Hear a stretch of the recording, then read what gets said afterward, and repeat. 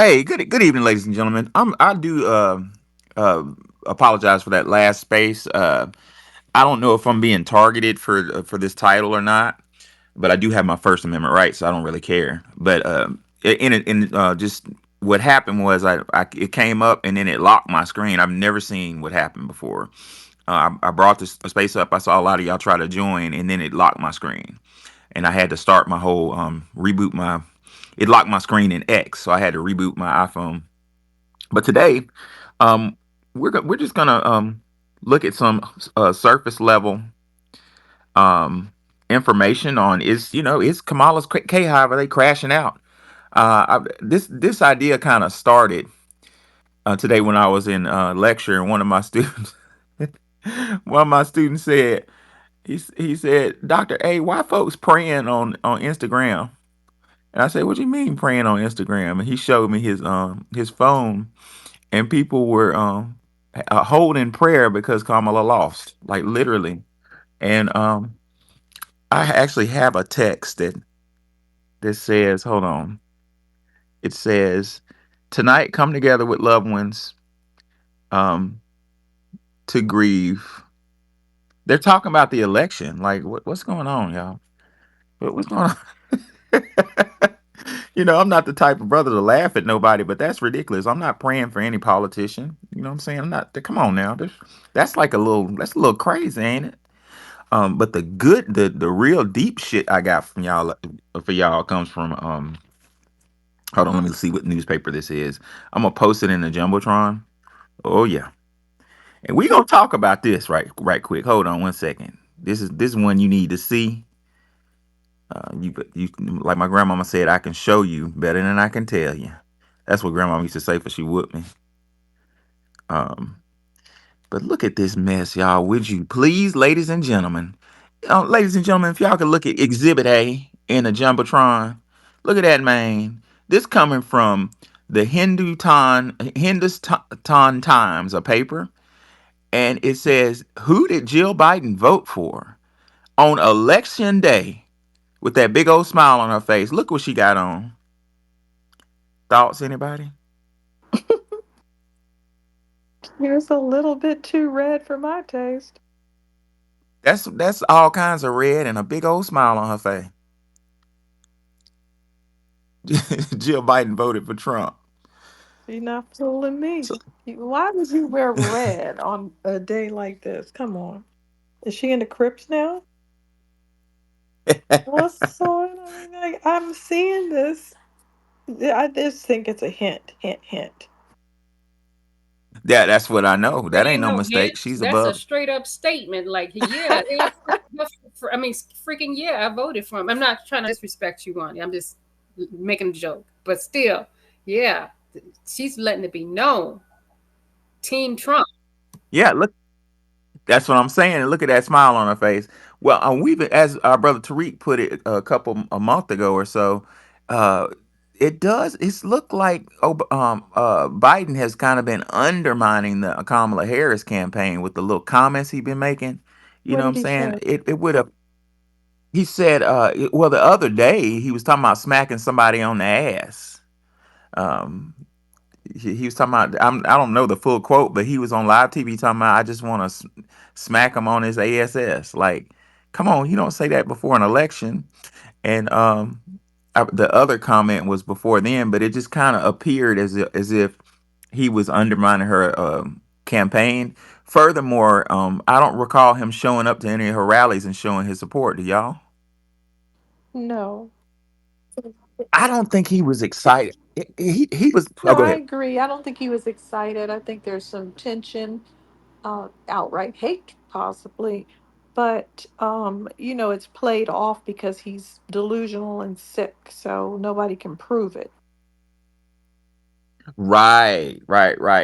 I was doing some research earlier today for an unrelated project that's examining the uh, military industrial complex. You know, the thing that Eisenhower warned us about. And I like an epiphany hit me upside the head. I was like, "Oh snap! We may have dodged the bullet with Kamala." because according to Professor Chris Hedges, corporations that profit from permanent war need us to be afraid. So right there, um, the war machine, and maybe Elder Max could speak to this a little bit, being an ODA, a former Green Beret. The war machine, the companies that feed the war machine make a lot of money with permanent war. And the epiphany I had is Kamala was not, she wasn't elected. If y'all people forget that, she was selected. There was no primary to put Kamala in. And my question was, why was she selected? And the answer, you at the what does Neely Fuller say? The universe is based off of questions and answers, right? So you ask, and the answer will might find its way to you. And the answer hit me right upside the head. She was selected because she was not going to say no to any corporate interest that sponsored her. She was just going to say yes, yes, yes, yes, yes, yes, right? And I was thinking, damn, the military industrial complex is going to make a lot of money off of her. She's just gonna sign checks and give them whatever they want. And Trump, y'all already know how he stands on war. He doesn't really support war like that. You know what I'm saying? So I was like, oh, they were gonna use her to write a blank check. Um, and if what I'm saying is true, that would make sense as to why it's been attempts on Donald Trump's life. You know what I'm saying? Because he's getting in the way of potentially getting in the way of big money. But yeah, so I think if she would have got in, it would have been like we would have been heading into World War III. Well, let me read some of the things, some of the advantages that Kamala had and still lost. First of all, she had the media, which was biased, with the fake polls. She had her little casting couch buddies. She had weaponized law enforcement against political enemies. She had that on her side. She had A-list endorsements. I can't even read off, but I know that Obama, Oprah, Beyonce, Taylor Swift, and others have endorsed her. Um, she had billions in donations. She had the cheat sheets. In fact, some guy was going to come out and do an affidavit that he did, in fact, give her a cheat sheet so that she could win or know the answers or questions, sorry, questions for the debate. She controlled all the interviews or just threw a tantrum and refused to go to the interviews. Um, she had an opponent that had two assassination attempts that benefits her. Like she could get rid of the guy. These are all the advantages. There were bomb threats, machine failures, uh, electrical failures in Republican areas. So somebody just like pulled the plug on them. You ain't gonna. These machines are not gonna work, or the actual machine broke. All kinds of stuff. Someone posted that uh, all the states did not require ID. You know who that benefits. Um, Right, Millions of illegal people voted for her. That's already been busted. They have a big posse of paid trolls, which I don't see the Republicans have, or either maybe they just don't bother me. Um, she had a bunch of staged interactions as she got busted, where she pretended like, I'm talking to this person, and turns out that's not true. Now, here's what happened to some of the ballots. Some of the ballots were lost. We have military people saying they didn't get their absentee ballots. Some of them were defective. They had a little dot right where her name, right where you scratch her name, it was already dotted with a tiny dot that would either throw it off because it would look like you voted for two people, or it wouldn't work. It would just disregard your vote. Um, uh, some of them were literally pre-filled with her name, not just a little dot, and the ballot boxes were burned. People were burning up the ballot boxes. And she lost. She like totally, wow.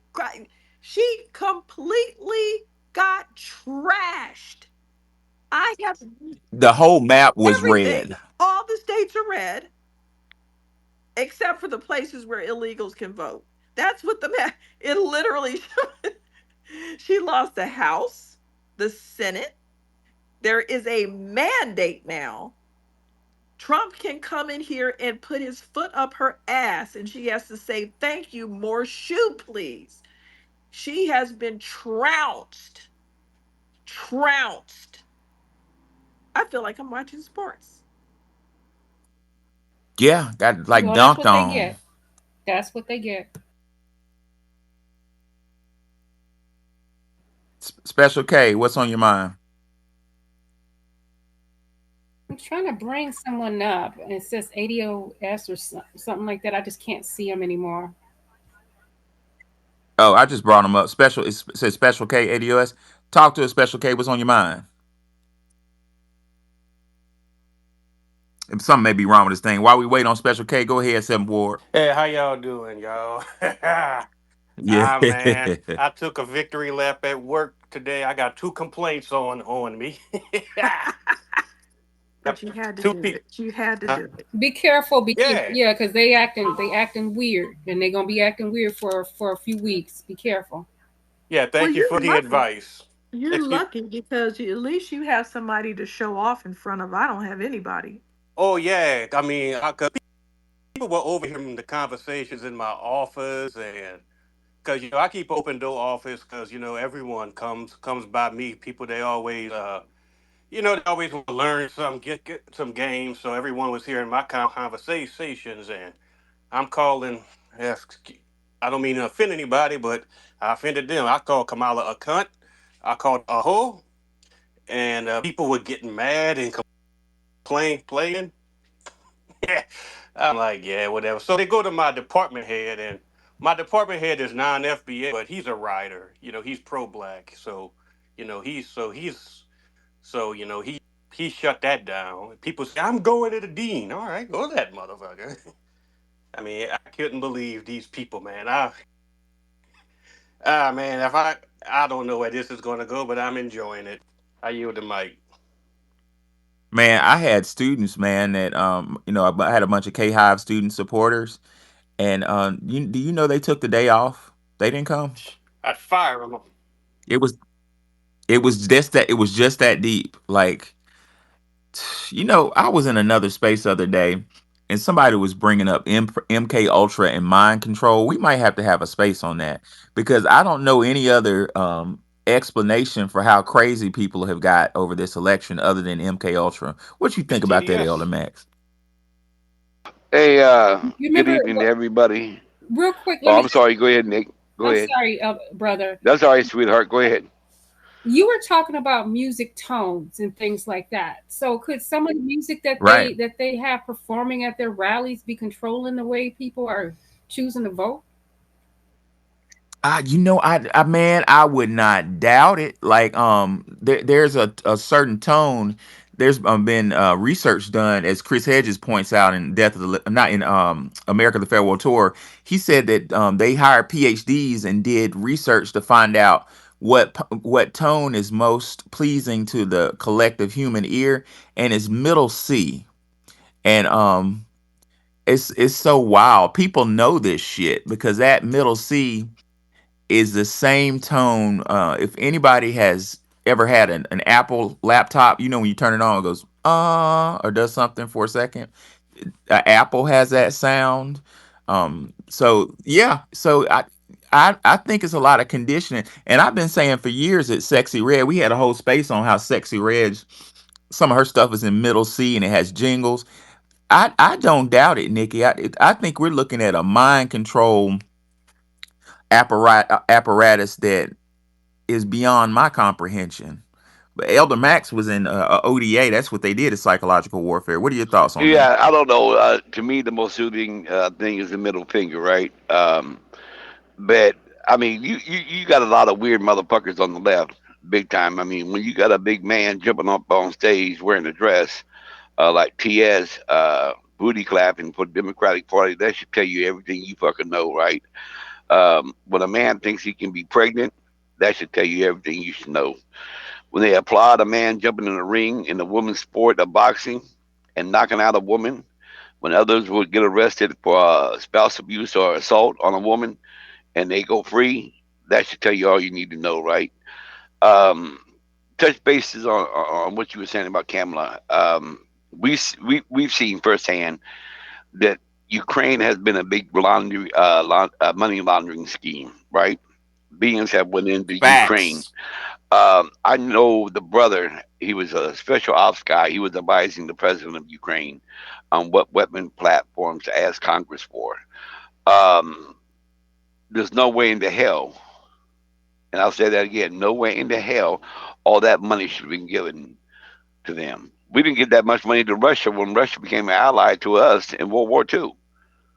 Right. Um, so at the end of the day, there needs to be prosecutors put on this and investigated, and all those who benefited money wise from this scheme should have their property taken, um, all assets taken, and spend time in jail for defrauding the U.S. government. And I think that has a lot to do with the president on down.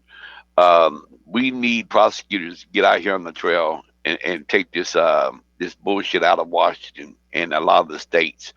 You have AG there in New York, James.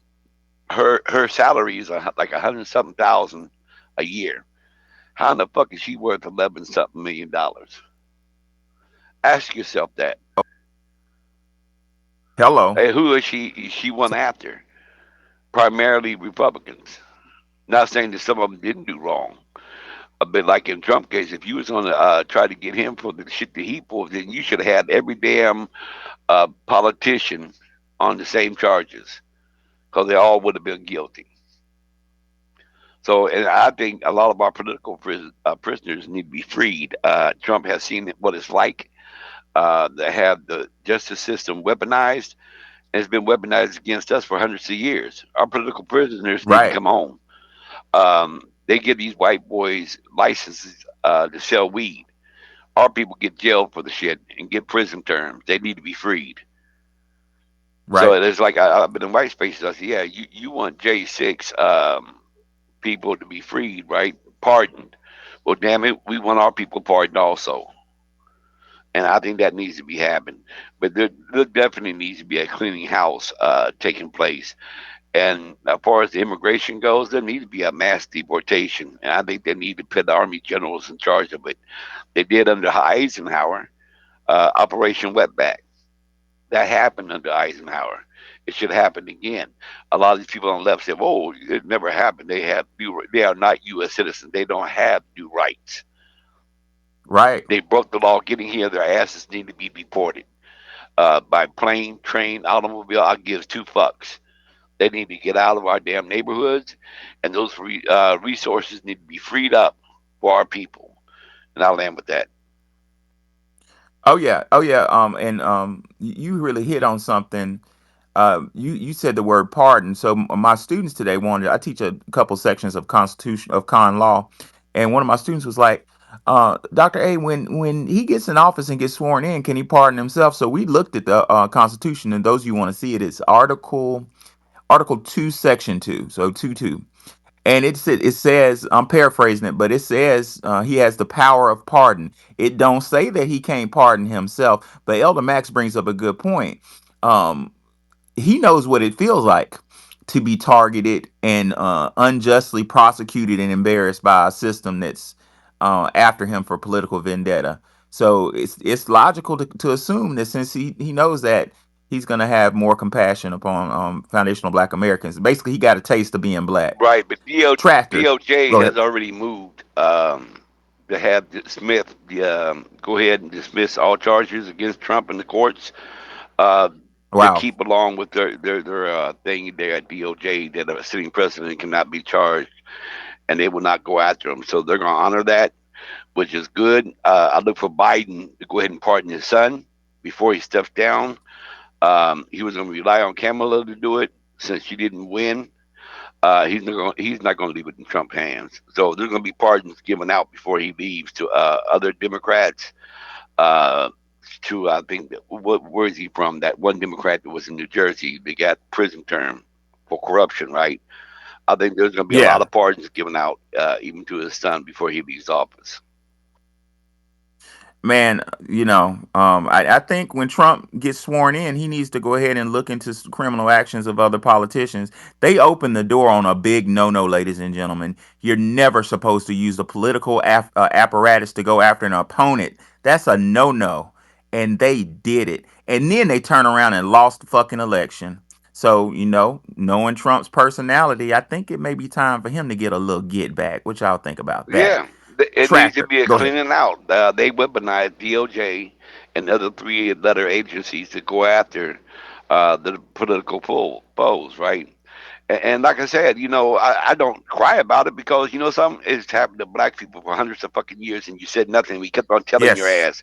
We kept on telling you what they were doing, but you turned your back. Now that you done felt it, hey, go ahead and get justice done. But make sure you get justice done for our black people also. And you know how we can fund them getting deported? It's very simple. All we have to do, because that's something, oh, we can't afford it. Yes, we can. All you have to do is simply use their bank accounts that they shouldn't have because they shouldn't have a social security number. Use the people you're going to deport's bank accounts and deport everybody who went across the border illegally to Mexico. You don't have to figure out if it was from Venezuela. Everybody gets dumped like a large turd in Mexico. Since they want to have their border wide open and they think this is a free for all, they should be punished by having a bunch of people in disarray. A human disaster is what they deserve. Go get the UN over there and some tents and have a nice life. That's what Yeah, you get. all they got to do is just go ahead and freeze the assets of all cartel members. We know the bank Yes. accounts. Take the Yes. damn money, put your asses in cattle cars, what we call cattle cars. Yep. Haul their asses to the border, put the 82nd Airborne Division right there on the border, and have them go across and dare a motherfucker, dare a bitch to take a shot. Yeah. Oh And yeah, if they will, that would be a bad if they're idea. Yeah. too rambunctious, if you can't keep them out with a wall, then you'll just have to fly them somewhere on an island, just like they do those bears that keep coming down into your driveway. They have to airlift them and put them further up in the mountains. So it takes them longer to get, yeah, whatever it takes, get out. Facts. I love it, Wani. I love that ideology. And Elder Max, thank you for that insight. Tractor, educate us, brother. Shout out to the room. Much love, Professor Wani, Nikki Yaga, everybody in the space. Um, man, just it's just laughable at this point about the K Hive, as you like to call them. Man, I had a good laugh today. They got me through a nice little 6 hour drive going back home just with all the fear mongering, and I'm pulling my kids out of school because you know they're crying about how could we go to school with Donald Trump being the president. We fear for our lives. And uh, my daughter's mom called me today talking about, yeah, couple white people was crying at lunch talking about they need a month off. They went to the supervisor talking about they can't deal with the election. Could we get a month off? They're like, no, ma'am, you take a month off, you gonna have to just find another place to work. Like I can't believe it's come to the person you vote for don't win. You need time off of work. Like these white people, crazy man. Like I can't make this stuff up. Then I'm in a space earlier. They talking about yeah, some Democrats talking about some shields. They like yeah, man, I pray for Jasmine Crockett because that sister then got a seat in the Senate or the House or wherever, and she's in Texas, and them is Confederate, and Trump got a list, and she's on it. So since he got the House and the Senate and the judges, they're going to assassinate her, and then they're going to quit him. The next day, I said, man, this is. I said, I'm thinking like y'all better get out of here, man, because if my math is right, y'all got till January, and since everybody's gonna be on the plantation, man, y'all better start ordering y'all Greyhound tickets, carry whatever you could carry in your suitcase, your flights. You know what I mean? While they're still cheap before them tax tariffs go up like they say he's about to go. So y'all, man, y'all better scramble now. Get out of here now while y'all still can, and let all the Black Americans that ain't feeding into your foolishness be able to take over, and you know, all y'all can just get the hell out of our way and let us be. So that's a good idea, man. Encourage them to get out of here. Encourage them, while you still can. Your children before they get kicked out of school. There's no education system. There's nothing left. Before it's a civil war breakout, just run for the hills. And I land. Well, here's the thing, man. Like, we are aware that Trump was president before, right? For a whole 4 years. Why would he do that now? He had 4 years to do it earlier. Like, people are not logical, which goes back to the point Nikki brought up. This is some MK Ultra shit, isn't it? This media, ladies and gentlemen, if it's one thing that I realized from this whole debacle that had me stressed the fuck out, is the power of the media. Now, this is as a scholar, somebody who studies psychology. I don't know why the media is as powerful. I didn't realize it was as powerful. Could the media be utilizing, you know, uh, mind control techniques, deep classical conditioning, some of that theta state stuff? I don't know, but the way people crashing out for Kamala, that looks like mind control to me. Seventh Ward, talk to Yeah, us. dude say they were praying for Jasmine Crockett. Did I get that right? Let And- I mean, they need Yes, to yes. only Man, prayer Jasmine Crockett needs is that her fucking wig don't blow off. me say Yeah, something real but quick. You said that they were going to take their kids out of school. Yeah, they said they're gonna You take the mean the kid. same schools that we're trying to get all the transgender cross dressers out of? They Yep, want to make sure their children get raped. Is that what the problem is? pretty much. Because all those people always say, not one transgender person has raped anyone in the kindergarten today. And yes, in fact, they have. They literally did on multiple occasions. They have been caught doing things to those children in those schools that you keep saying. No, oh, that's what Caitlyn Jenner said. Not one person was raped in the bathroom when I just went in there. That's their little, thing that they say. Not one person. Yes, they were. Okay. Now what? Get out. madness. Elder Max, talk to us. Hey, yeah. One thing that came out today was Trump's going to do something about this human trafficking as far as investigating it. I think that's a good thing. As far as a lot of kids, it's not just the immigrants' children that are being human trafficked. We got kids here missing in the United States that are Black American kids that are missing. Nobody know where they're at. So this, Uh, go ahead. Yeah, I was gonna say, I'm gonna interrupt you right quick. Joe Rogan was showing a study on his podcast this weekend, and Rogan showed that that the statistic for missing. Now we're just talking about immigrant children. We're not talking about American children. Joe Rogan said upwards of 300,000. I said 300,000 immigrant children are missing, and Joe was like, even if 10% of that is accurate. That's like 30,000 children.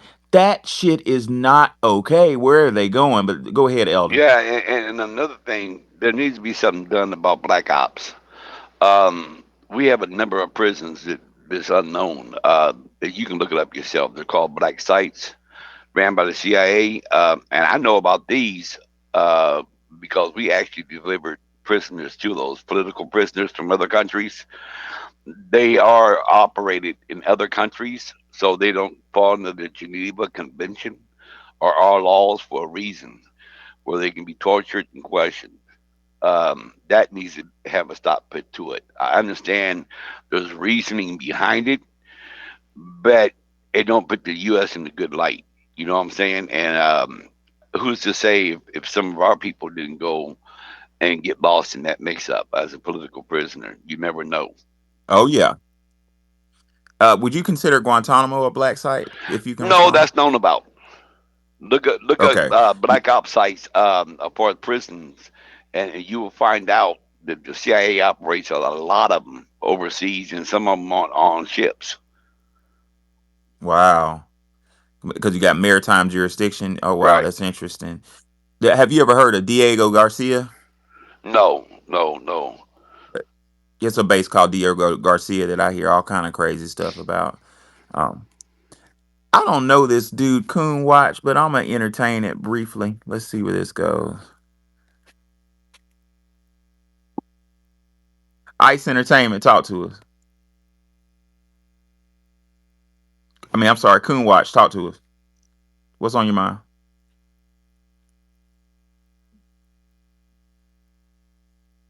Hey, Coon Watch, can you hear me?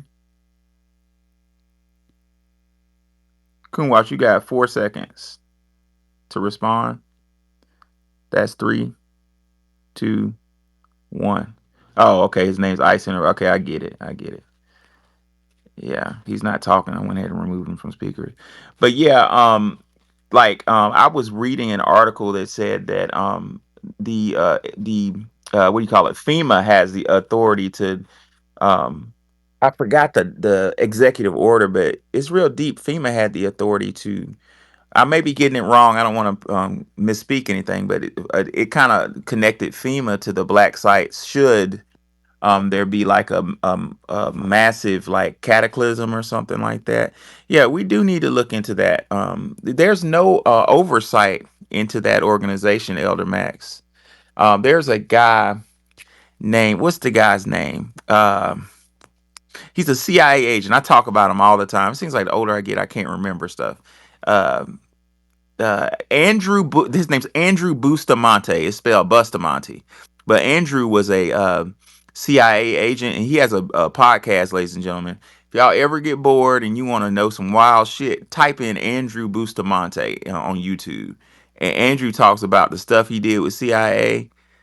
It's just wild. A whole bunch of mind control techniques, and he said they control people with something called mice, MICE. So basically, he control anybody, and he said mice stands for money, I stands for ideology, C stands for coercion, and E stands for ego. So basically, they'll do research on you and see if you got money issues or you got anybody in your family. The example he gave was, let's say you got a favorite aunt who has cancer and don't have money for that operation. They'll send like somebody out and say, make it look like it was a chance encounter and say, man, I got money. I got it money if you want it. And you're compromised that way. But if you balling and you don't need money, they hit you with ideology. They might come at you talking about Christianity, or if you're Islamic, they'll talk about that and get you swept up in, well, I'm starting a new church that's going to spread the word of the Lord. Gotcha. But if you don't believe in that, they hit you with the C. C is coercion.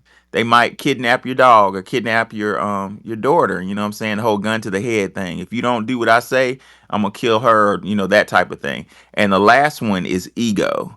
They appeal to your ego. They'll like somebody like Donald Trump would be the last one to be the E. Like, okay, well, I'm gonna give you an opportunity to show your ego off. Like, I'm gonna make you a television host. But it was so deep the way Andrew was saying it. It was smooth, man. They got a whole operation where they train the agents like actors. You know what I'm saying? Look like an interesting career. But one more thing, and I shut my mouth. Andrew said he spent 10 years at CIA, and he said the things he learned at CIA he had never seen before. Like, he served in the Air Force, was a missile officer in the Air Force for some time.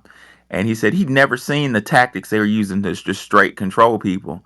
And Andrew left the CIA and became a business owner and started working in the business world. And he said he saw those tactics of control again in the business world. So basically, we're being manipulated by businesses with CIA tactics. It's fucked up. 7-4, talk to us. Yeah, that mind control stuff and propaganda. The guy who the guy who was a progenitor of a lot of that was, I think, Sigmund Freud's nephew, Edward Bernays. He started working with people like the tobacco company. He's the guy who got women to smoke more. Then he started working for the CIA. and showing them how to overthrow governments like Mossadegh in Iran and people like that. There's a documentary on it. If it's still on YouTube, it's called "The Century of Self." I haven't seen it in a while, but yeah, if it's still on YouTube, you may want to check it out. Oh yeah, I did some of that work. I was part of a research, one of the height of my career. To date, I'm gonna have a bigger job. But in 2021, as a professor at a historically black college, there's a congressman. He's a Democrat in Memphis named Steve Cohen. It was a white professor at Rhodes College, like a little fancy school in Memphis, small, rich, private PWI, that got with Steve and got a multi-million. I think that grant was upwards, damn near 100 million or something. It was wild to study COVID-19, just like dream stuff for geeks like me, just dream. And let me tell you how God works. They intended for that study to stay within their little communities. You got it. But since it was a government grant, there was a small little writing on the grant that says for this grant to execute, you need at least one team member from a minority serving institution. So we were the only historically black college in the area. So I got a job as an administrator and a professor. But the reason why I bring that up is they used me for this. So I have a little insight on my graduate school experiences on motivational psychology, but motivational psychology is mind control to a certain extent. So they used me to figure out. I did extensive research to figure out why people were getting the shot, the jab rather, and why people weren't getting the jab, and to figure out what could be done to make people get the jab who weren't getting it. So man, one of these days I got a room for y'all on how you be in control, man. And let me before we go to Elder Max, let me break some shit down. Professor Amos Wilson once said, and I had one of my earlier rooms was on this. Who's more dangerous, the thug in the street or the PhD? Y'all remember that room?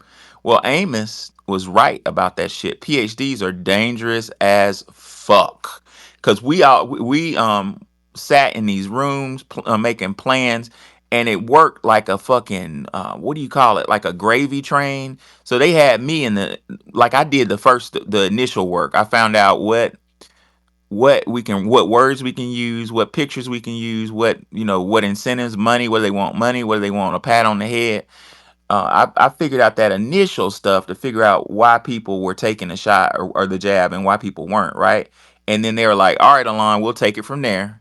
And then the other the professor from another college got it and figured out she figured out Lexile levels. So Lexile levels, for those you don't know, is a levels that you read upon. So this lady did a study of the whole fucking zip codes of the Mississippi Delta to do to find out what levels they were reading on, and she found out that collectively it was about eighth grade, seventh to eighth grade. So then all of my research and her research went to another person, and this person figured out how to write pamphlets and shit in Spanish and in English that would get them to do something. Then it went to the last guy who did his magic. And then guess what, ladies and gentlemen? Listen at this shit clearly. We start to see our research on billboards and shit. So basically, the government took everything we researched, packet it, put it in a package, and put it on a billboard to get people to do stuff. Y'all don't know how deep this shit goes. Elder Max, talk to us. Yeah, CIA began in World War II, right? As far as it was called Office of Strategic Services. The guy that ran it was a man named Donovan. They didn't have a badge back then. All they had was paperwork that they would show a general or whoever saying that they had the power from the president, and that's how they carried out shit. They had a military unit that was made up of actors, directors with a bunch of fake equipment. They would go out and set up and make all this noise like a big invasion was coming from one direction, which the actual invasion was coming from a different direction, right? Psyops was developed and it's changed over time, right? It's gotten deeper and deeper. Um, Psyops, a lot of Psyops is under the S3, G3, J3 divisions and Army Corps, right? And they go out and they make the enemy feel defeated. Um, they catch and compromise foreign generals, foreign politicians, uh, and some of them they just take out. At the beginning of its conception, Hoover was totally against it. He was pissed off about it. That Roosevelt even did this shit, right? Because it took power away from the FBI. The FBI used to go overseas at one time. They were pulled back because Roosevelt felt that it was too much power for the FBI to have, and that's how the FBI became totally domesticated. The CIA or OSS then was the ones that went overseas and did all the treacherous shit they did. I mean, the assassination of leaders, everything. I hate working with the CIA because you could never get the truth. A lot of their intel was misleading, and they misled us on purpose, sending a lot of our teams on operations that were fake just so they can get information. They're a bunch of lying motherfuckers, and I wouldn't trust them as far as you could throw them. Uh, That's wild. So you saying they would lie to special yeah, ops?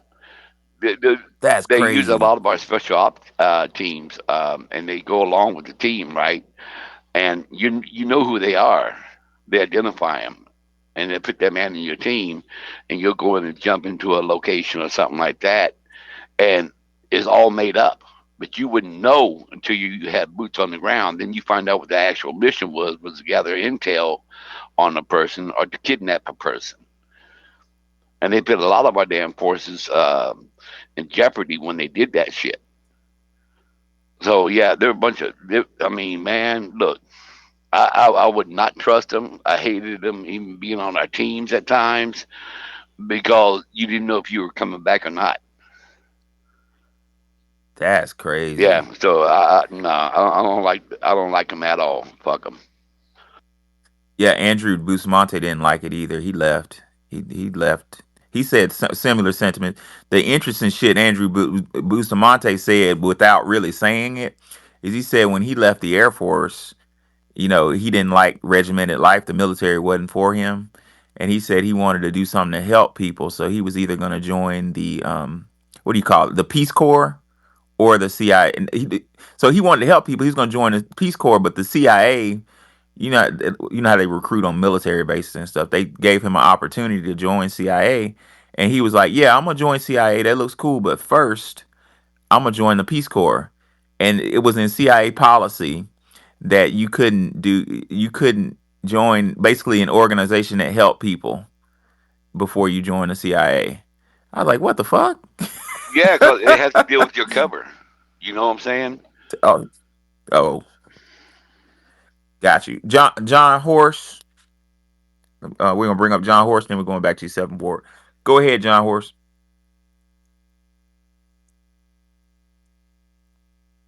Can you hear me, John Horse? Yeah, I can hear you. Go ahead, brother. What's on your Hey, mind? what's up? Hey, man, I just, it's been a crazy, crazy day. Just, seeing how everybody just really, really crashing out about, Trump getting back in office. I want to say, I'm proud of us as a people. Um, I want to, shout out black women too, because for black women, they don't want to give black women a credit. They really trying to dodge that. You know what I'm saying? They're speaking about black men, breaking away from the Democratic Party, but a lot of black women did too. And that's the shit that really got them up in arms and what they fear because they see how unified we are right now. Is our lineage, you know what I'm saying? That's what we doing. We standing on our lineage right now, from this point forward. Um, I want people to understand, bro, like what we saw last night and just, within the last, few months for real, for real. I don't really think we understand the magnitude of what we just did. I don't Preach. think people really, really get what we just did. You have multi billionaires that literally put everything into Kamala Harris and Joe Biden. I'm talking about these people. damn a Elon Musk. I'm talking about these are the people that literally got all the slave money. Their family, their grandmamas, their uncles, their cousins, all of these people have money. They can call somebody right now and get $50 million like it's nothing. That's how wealthy and powerful these people are. And literally, we just decimated and made them waste $1 billion. We literally made them waste $1 billion. They put all their so-called influential celebrities out there, and it didn't work. These little poor people, us little poor people, don't got we ain't got wealth like that. But this just goes to show you how powerful we truly are. It's powerful saying the word no. All we got to do is just say the Yeah. word no. If we have let me tell y'all something, bro. In this room, if we have the capacity to literally just sit there and take down a $1 billion election like that, we can easily sit there and go to war with these little small businesses from these other immigrants within our community. All we got to do is say the word no. No, we're not. Hell We're not yeah. shopping here. Nope, we're not shopping here. Nope, we're gonna shop right over here with the candy lady. We doing this. We just got to get back. All we got to do is say no. We doing that right now with our culture. We just telling people no, and you seeing how people are crashing out about it. That's power. Power. Power is the ability to either reward your friends or punish your enemies. Facts. That is what we're doing. This is what we're finally stepping into it. And this is a small battle. This is a battle. I won't say we want a small battle. This is a small battle. This ain't what we really want to win. We want to win this war. We got two wars we got to fight. Two. The war to get reparations and the war to end white supremacy. Right now, we're on the highway driving towards reparations. At this point, we're on the highway driving towards it. We have to make them lose in 2026 during the primaries and 2028. They're gonna have to lose again. They think we playing. They still think we playing. They're in the now right now. Got to make them lose again. Once they lose again, we'll be right down the road from reparations. We won't be on the highway. We'll be right down the road from it. And I'm gonna land there for now. Yeah, brother Horace, I appreciate what you said, man. And I'm gonna add on if I may. We need to take notes, ladies and gentlemen, of what we witnessed. It was so much happening so fast that we kind of skipped past this, but I caught some interesting things. I watched how that party intentionally separated the black family. Did y'all catch them telling women to vote? Don't Mhm. tell your husband this, and Didn't they say that that to the is white you women do. too?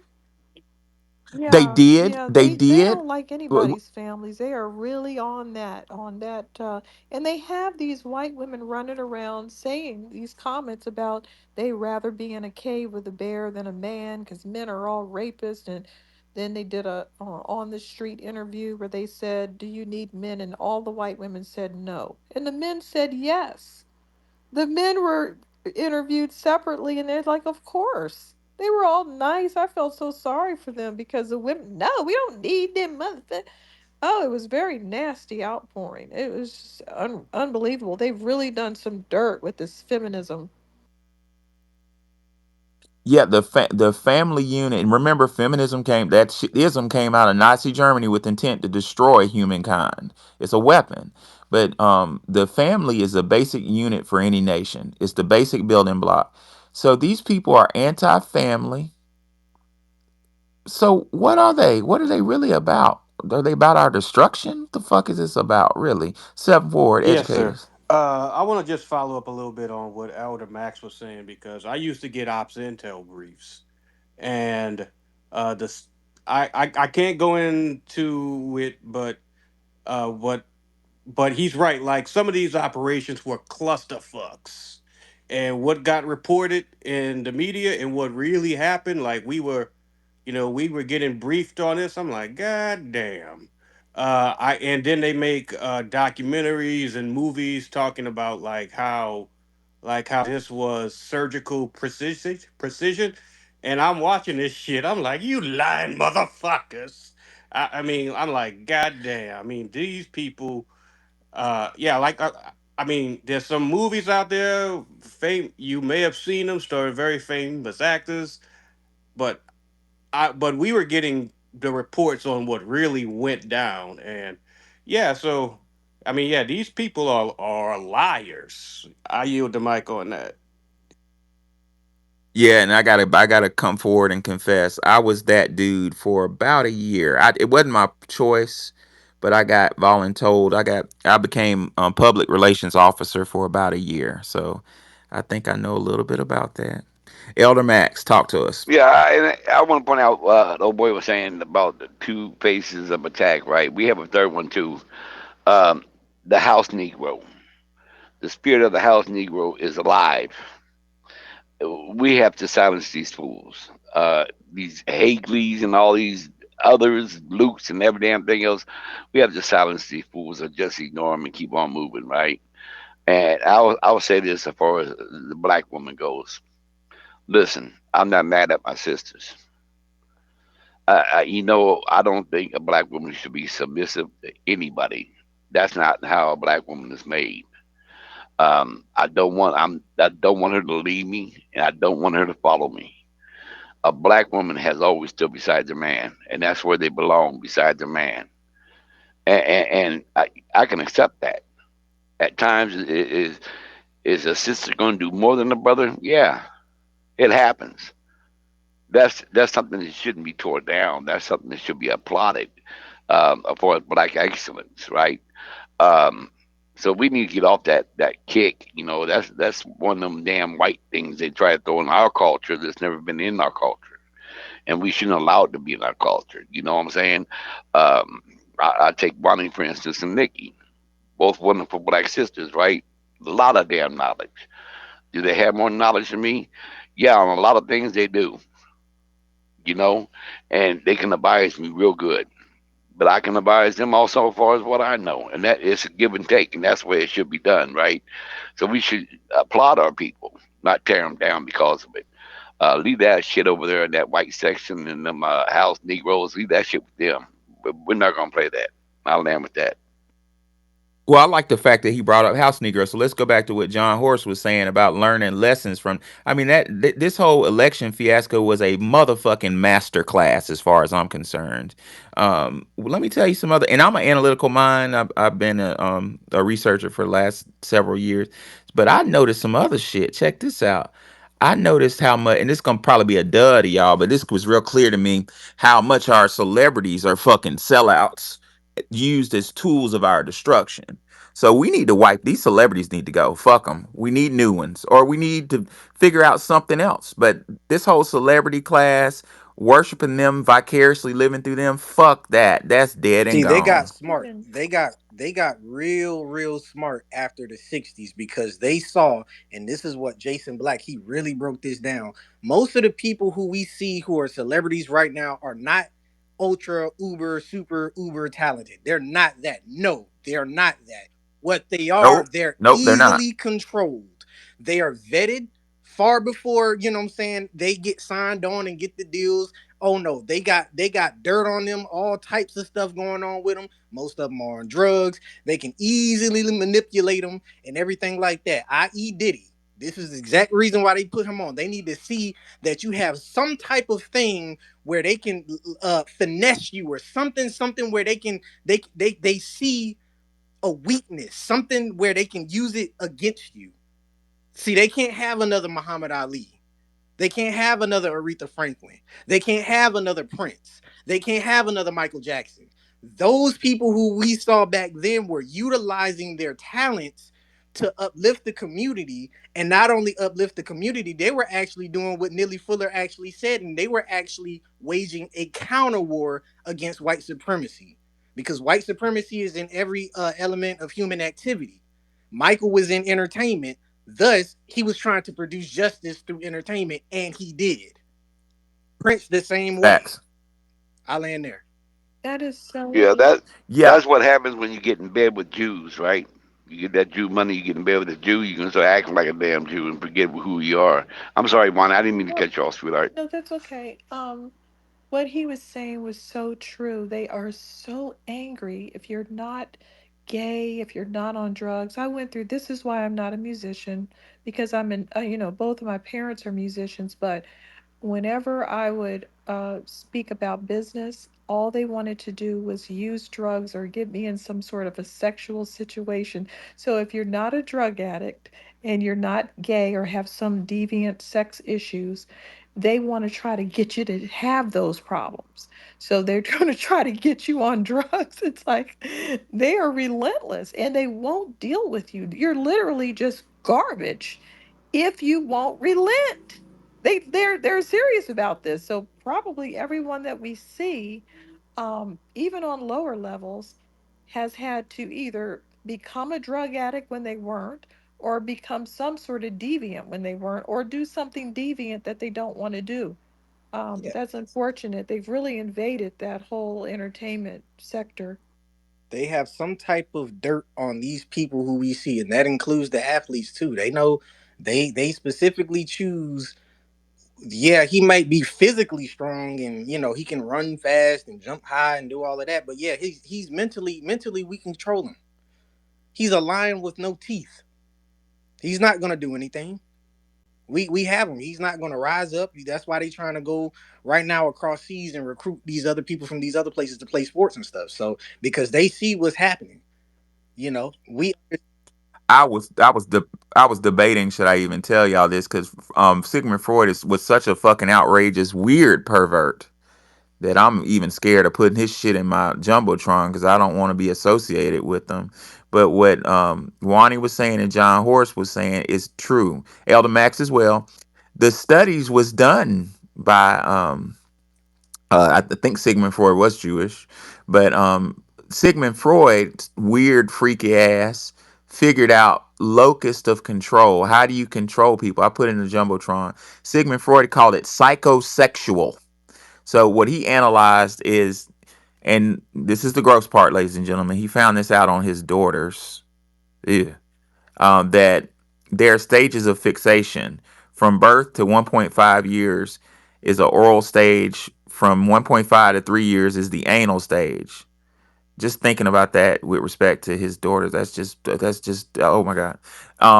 3 to 6 phallic stage, 6 to puberty latent stage, last puberty to adult genital state. So what does that mean to the layman? What that means is these those areas in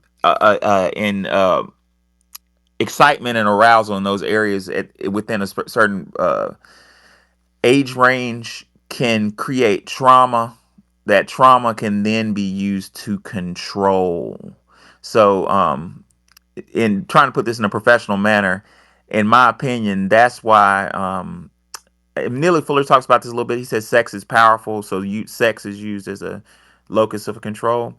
I think that's why they get all freaked out because that's it's really about control. The same was done with what's the guy's name? Charles Manson, who I recently read was involved with federal agency. I didn't know that when I was growing up.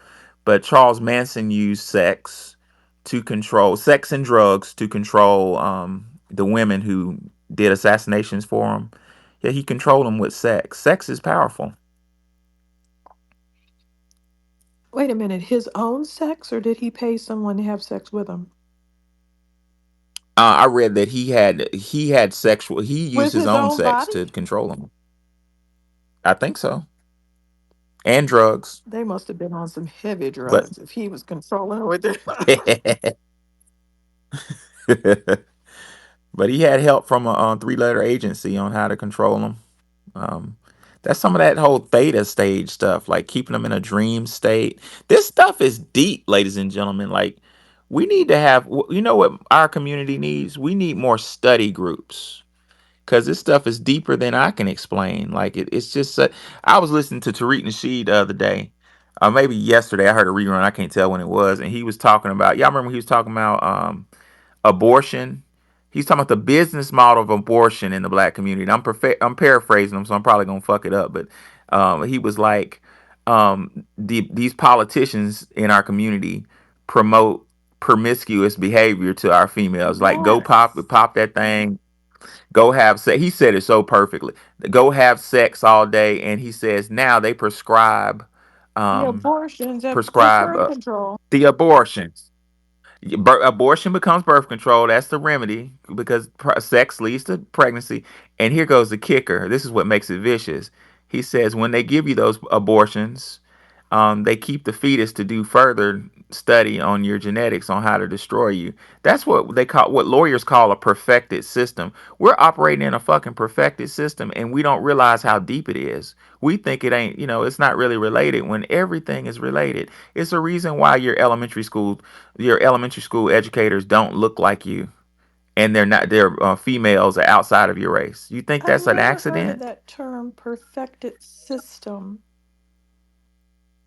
Yeah, yeah. In law school, they say the system, it has a perfected security interest, and the way it was explained to me in law school is like businesses have perfected security interests on like mortgages on your car. So, for instance, you buy a Lexus from the Lexus dealership for $50,000. It's $570 a month.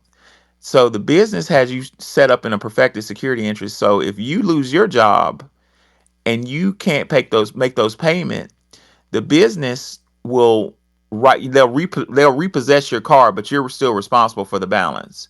So in essence, they have a possibility of making more money if you don't pay your car note. You see what I'm saying? Because they can hold Wani liable for the $35,000 that you owe on that Lexus, but the Lexus belongs to them, so they repossess it, clean title, and sell the Lexus again. It's perfected, so that means either which way they're going to get paid. If you pay it off, they're going to get paid. If you lose your job, they're going to repossess your car and get their money. Like this is it's a possibility that they can make dual payments while you're paying on a car you lost to repo. They sold it to Hmm. somebody else and they're making money. Like it's That's an perfected. It's like interesting word. I vicious. used something else to describe that, but it was totally different. I like using the Well, term the arithmetic of annihilation. Wow. Arithmetic of annihilation. That I know Jason Black has said that, and it always stuck with me. Always stuck.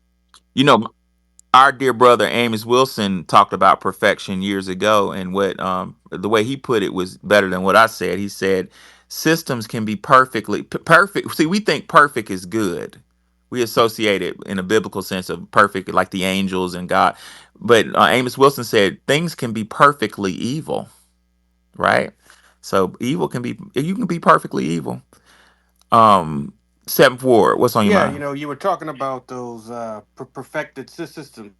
You know, they got something out there called dead peasant insurance, where an employee takes out an insurance policy on your death. It's not like a workman's comp claim where you die on a job, they pay it out. No, because the money goes to the company if you die. Now, I don't understand how that's legal or if they change the law since I heard about it. I had someone to approach me to do that as an investment and I got creeped out. Oh, it's I don't know if Walmart still does it, but Walmart had that on. And I worked at Sam's when I was younger. Really? Walmart has that on all their fucking employees. So if you drop dead at Walmart, I don't know about now, but back in the day, if you drop dead at Walmart, Walmart got a $1 million insurance yeah, policy that on means you. Like I don't, yeah, I don't They know. were saying like to how did it work? You give them some money or you buy their insurance and then if they die, you get the money, but you've yeah, they given have an them some interest in money. seeing you dead. Right. I said that's not very that's not a safe investment. Yeah, a lot of people don't understand the country they live in. This country is very fascinating. But you know what's funny? Because I'm in like I always try to analyze what Neely Fuller says, right? And I always say that I'm learning, trying to learn more about the system. When I analyze white supremacy, because I deal with software development and stuff like that. That's kind of how they operate. I just understand that they may have a system, but the system only works if we go along with it too. So we just have to, when we It's just like, when you're coding like a programming language. The white supremacy can try to compile the system, but it isn't if there's like some type of bug in the system, it will not compile. Like if there's some type of weird discrepancy, something, the system won't work. It won't, whatever it is you're trying to build, your system, it'll just crash. And I kind of see us the same way. It's like that's what just happened yesterday. We weren't compiling to the system. Exactly. And yeah, that's my point exactly, John. Is They are using psychology. He's exactly right. They need complicity. And our brother Robbie Blue said, "We're the work foundational Black Americans are the wealth engine for this country. We produce the wealth without gaining anything." And the context I'm gonna put it in is foundational Black Americans have been the win engine for the Democratic Party, and the way that the Democratic Party has kept us in that mental plantation is through trauma. You know what I'm saying? Keeping us traumatized and yelling at us and shaming us. Shame is trauma, ladies and gentlemen. You know what I'm saying? Blaming shit on you. That's some shit a pimp does to a prostitute, Why man. does You it know what I'm work on saying? black I women heard. when they're on there talking about being thoughts all the time? I haven't Is it? analyzed I it don't that know if deep. it's I our don't know. women or a lot of them are not our women with that thought crap.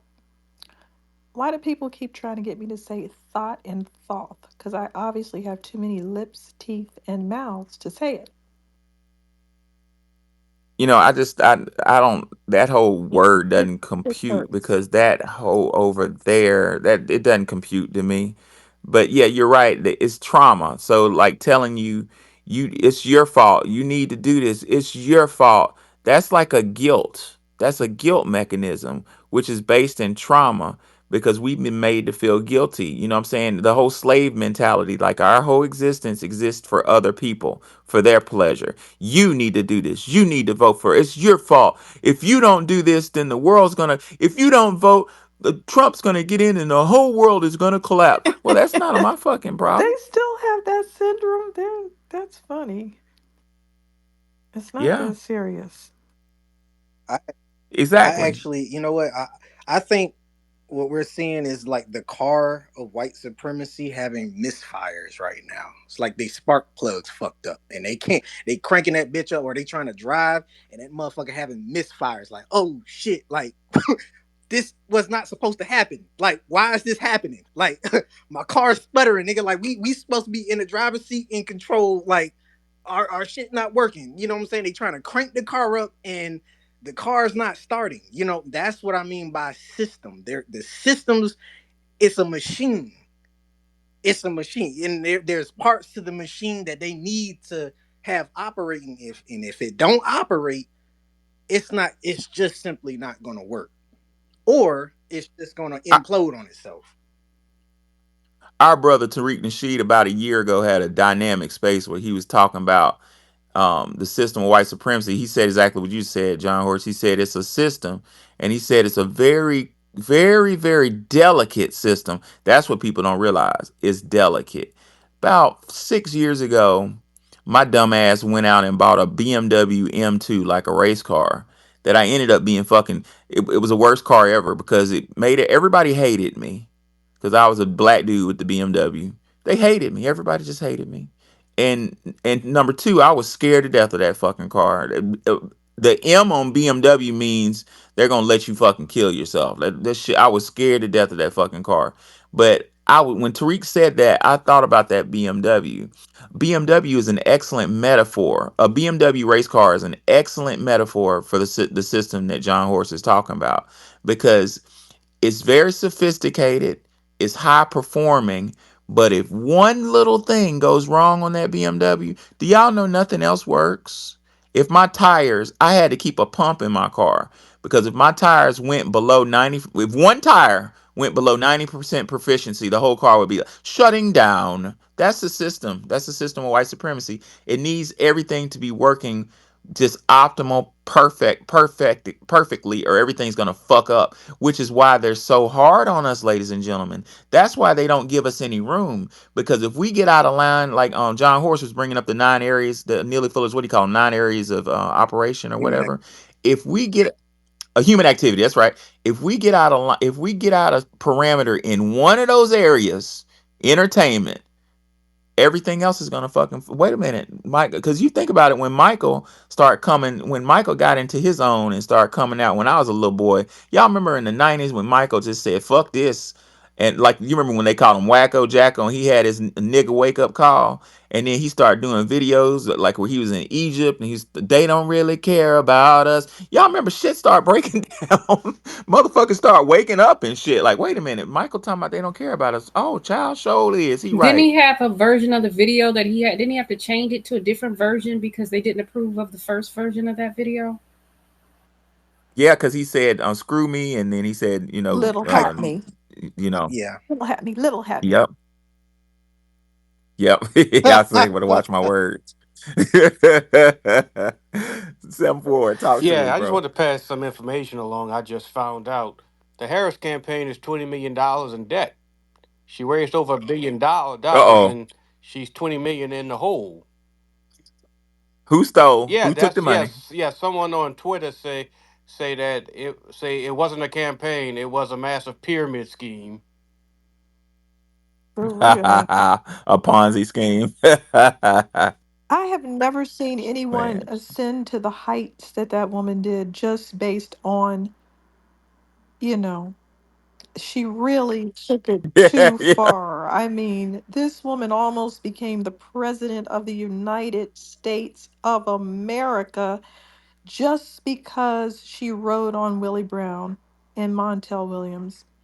Those That was a jobs That's that reason to she, wild keep and her it's out. terrifying. those That's a jobs that bad she, message to send to little it girls. is. And these men running around talking about, I want my daughter to be, really? You want your daughter to be a person who walks around in public with someone else's husband? Doesn't even have the decency to be in behind the scenes with it. All over town, relentlessly with this married man, relentlessly. Understand? I shouldn't even know about all this. And then she further went, all the jobs she got were based on casting couch positions. She got to be the vice president. That was backdoored in. No one voted for her. She never got voted for. How, that is a very broken system that a goofball, she's an illiterate drunk who spent most of the time on her knees. And she got that far. Yeah, that's indicative of a completely broken system. It's dangerous. And what I want y'all to think about along the lines of what Wani just said, think about the power of the office of the president. That power changes visual perception. There's a godlike power that comes with being president. People want to be you. It's motivational, right? And if she would have stepped into that Oval Office as Madam President, she would have inspired a whole new league of young ladies to take her path, and America would have become all the more degenerate. We dodged a bullet, ladies and gentlemen. Miss D, talk to us. Hey y'all, how y'all doing? Hey, I came up Hey, here to say hey. something else until Wani said what she said.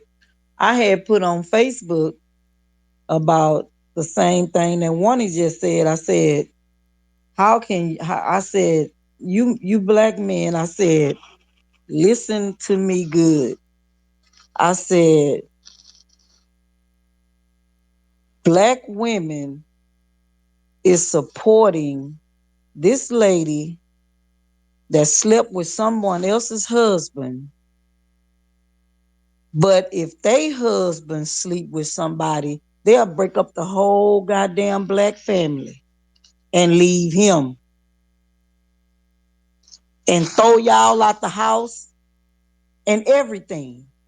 But they supporting somebody that's doing the same thing that they would throw y'all out the house for and dismantle the whole they whole family.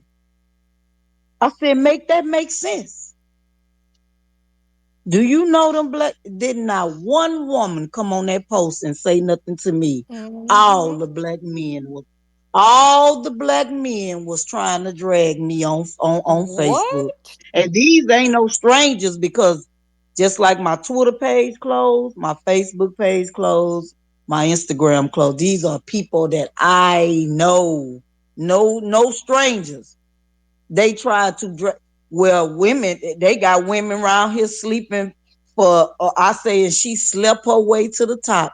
And they said they got women sleep for less. They got women that sleep for lemon pepper wings. Oh, they was down my timeline in my comments taking up for it. And I said, wait a minute. I say I'm taking up for y'all and I'm the one getting drugged. Wow. I couldn't believe it. Wasn't not one woman under my comment. They were all men. That Like I is said, it amazing. is. And like I said, I'm not unsophisticated. I know that people have issues in their marriages and they don't want to be together. Sure, you can have your little girlfriend on the side and she can have her little boyfriend if you agree to it, which the wife probably knew. That's not the issue. The issue is, why are you doing this all over town? Trotting around town like he's yours. Right. I mean, that is crude in Hey, itself. and smiling for the Right. That's camera. that's Yeah. just Smiling for the crude camera. and very disrespectful. These people used to be discreet with it. It's just, oh, that just threw me. I mean, yeah, the men was just like, I say, okay, I bet you one thing, y'all ain't never got the word me about me trying to take help for y'all for, cause there's something wrong with y'all. But anyway, because when one said that just brought me back there. But anyway, I came to tell y'all, I don't know if y'all know, they protesting in Chicago right now. Uh Where's oh. Mark Carter? Talk Where's about it. Mark Carter? He needs to come That's over what there and I start want getting to some feet and know. hands on some peoples. That's what He I want likes to to know. The jump on palace. he likes to jump up on desks, so let's go. Yes, the Palestinians and other minority groups, they said that they not going quiet. They fixing to deploy the police. I just read it. It's on Lord, Raw. Lord, Lord. It's on Raw, and I posted on my page. They about to bring the police out, and I said deport them all because they shouldn't be able to protest in our damn country anyway. And they said other minorities is out there, and they were saying something about somebody said, was he a senator or something, said he wasn't going quiet. So they saying that they want him charged like they tried to charge Inciting a Trump, riot. inciting a riot. Spill the tea. Yep, yep, it's on Raw. Wow. 7 4. Talk Yeah, to us. you reminded me today at work because you said we dodged a bullet. I said, man, I said at work, man, we just didn't dodge a bullet. We dodged an asteroid. That was one of the complaints I got against me at work. Cause yeah, people, oh, because I'm in Boulay Central, so they all mad, and Oh so I'm yeah. rubbing it in, and they can't do anything. I mean, what? Because like, because if they come at me, I'm gonna say, okay, what if I was saying that shit against Trump? Would you get offended then? And then I'll shut that shit down if they want to play that game. I'm just going to have to live vicariously through seven because this is just a lot of fun.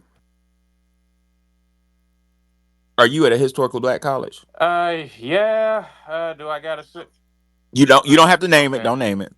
It's a Yeah, I don't want you to do that. I would just say this: HBCUs are a blessing and a curse. That's all I'll say about them. They got a lot of problems. But I was a professor and administrator at a historical black college in Hmm. Tennessee, and to this date, that was my favorite. That was my Yeah, favorite job. But it's a whole bunch of problems. You're dealing with a lot of fucking turncoats and yeah, traitors. But and that's difficult. But they need you there because you need to. I was the real one there, defending foundational Black American children. I call them children. Some of my undergrads were older than me, But you got so many sellouts there, man. If they Yeah, need real brothers there and and yeah, a real lot of the sisters. problems, man, they're self-inflicted.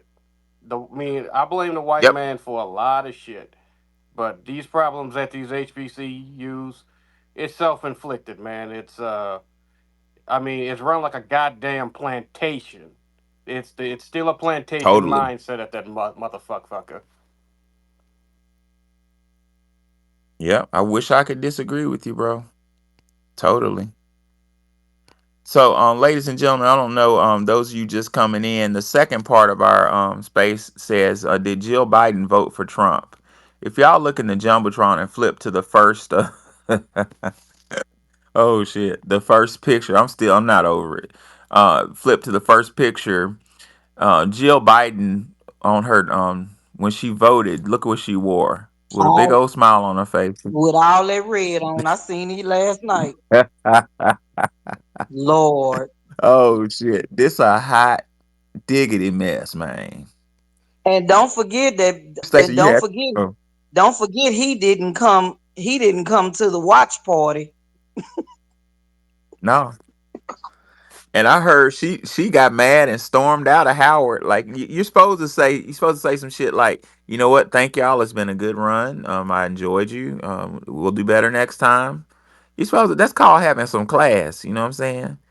She just dipped up out of that bitch. What did Tariq say? Like fuck y'all. She did. And one of her Sora Roar sisters made a whole video about her. I seen a No couple shit. of I them. gotta see it. Complaining I'm gonna about send it her? to you I right gotta now. see it. I'm gonna send it to you, Professor, right now. And Send it these to me. girls crying. I mean, come on.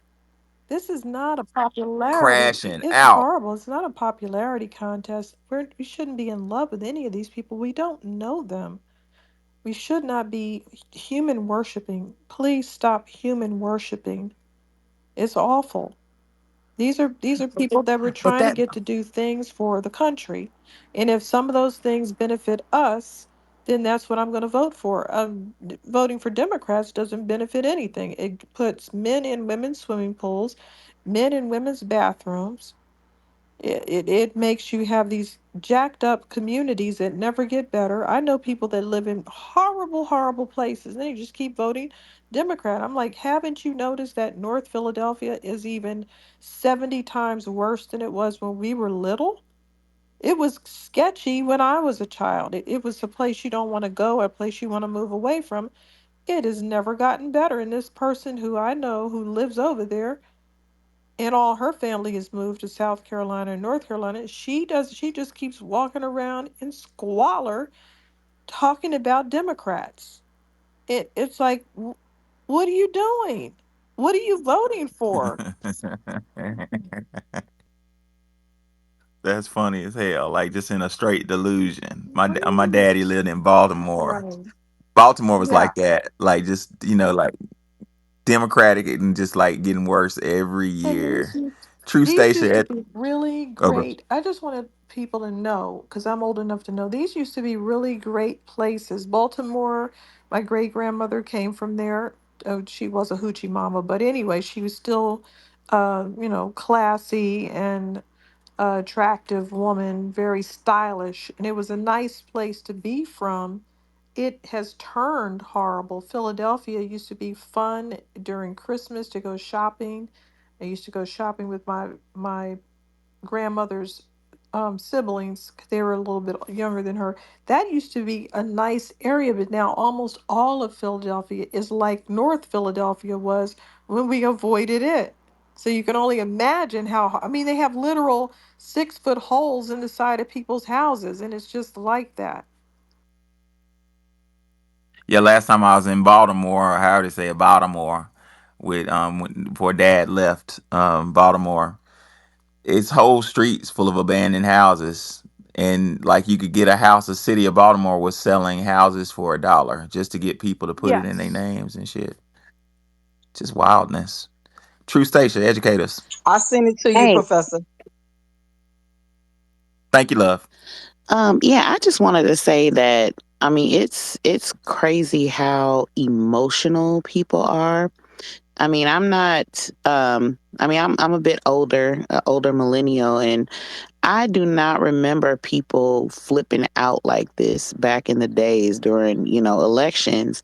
And I even remember being a kid and not being worried about what was going on as far as like women's reproductive health. It's like people are posting about, oh, my 12-year-old daughter, my 10-year-old is crying about, her reproductive health rights and whatnot. I'm like, why is your 12-year-old and your 10-year-old crying about abortions? I mean, what kind of life do you think, in the next few years do you see for your child to where she is concerned about abortions at 10 or 12 years old? She should be a kid. Um, it's like I think like you were saying about the media earlier, like how they literally crash out on TV, how, they're commenting, like, Van Jones did his little spiel where he almost started crying yesterday. It just, I mean, it's just ridiculous. And it's like you've gotten absolutely nothing from these people. I mean, if anything, it's like things have gotten worse. Education has gotten worse. Housing, you can't, food, every aspect of life in general within the last 4 years has gotten more expensive, and the quality of it has gone down. So, I personally, I don't understand it. As black people, previous generations have been through worse. My mom grew up in Jim Crow. She's from Coldwater, Mississippi, grew up in the 1950s. They were never this emotional about the president because they knew at the end of the day what it really came down to.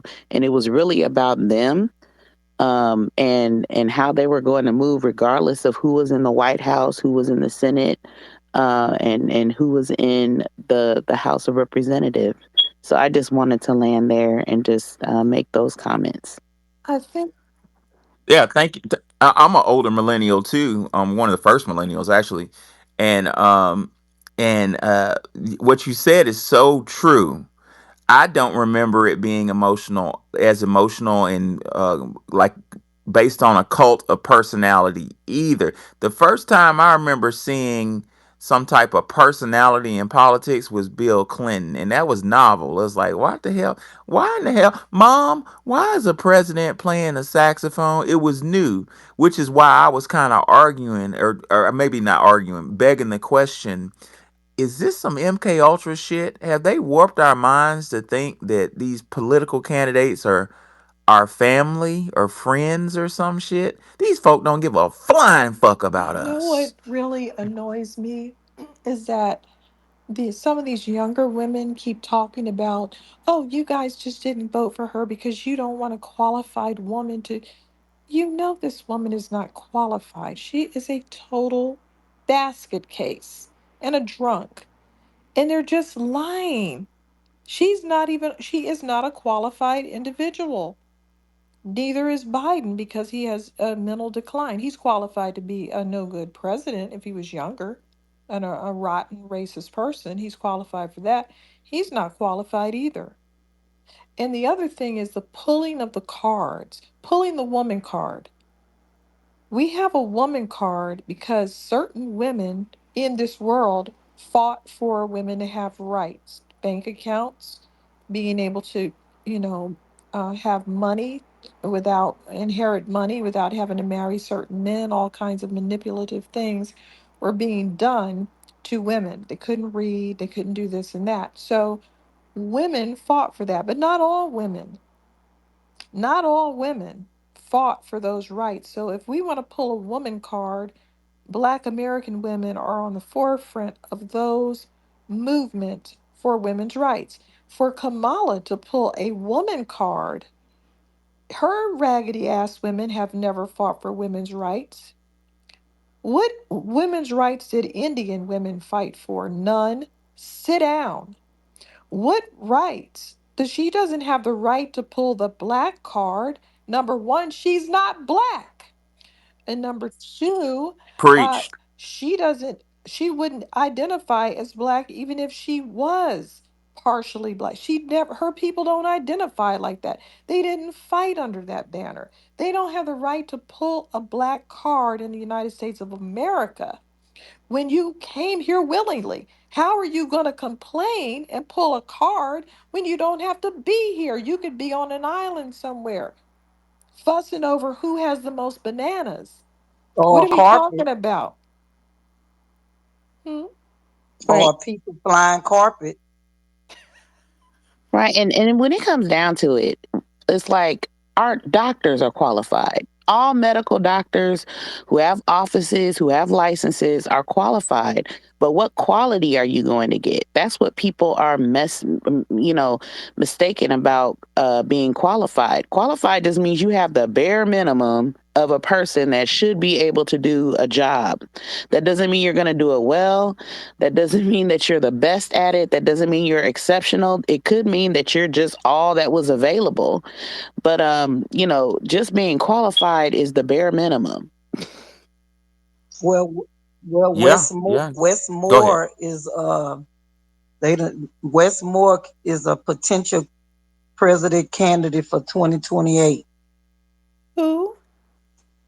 Westmore of Maryland. Think, Oh, Non FBA, huh? yep, yeah, that man is because I remember when he won. Let me make sure. Yeah, the governor of Maryland. so Uh, I just wanted to say real quickly, Black Americans were held as slaves here, and we face a lot of racism, as you know. We have that card to say, hey, boom, you're not allowing me to get this apartment. You're not allowing this. We pull a black card.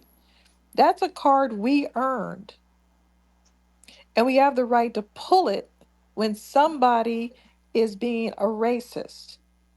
No one else has the right to pull that card. An African sitting up in Ukraine doesn't get to pull that card. They didn't fight for that right. They were not enslaved and they helped to enslave others. So they have less of a right to pull the card. And like I said, if you didn't fight for women's rights and your women are still walking around getting slapped the fuck up, which they are, you don't have the right to pull the woman card. They didn't earn these cards that they're pulling. And they're pulling them all over the timeline.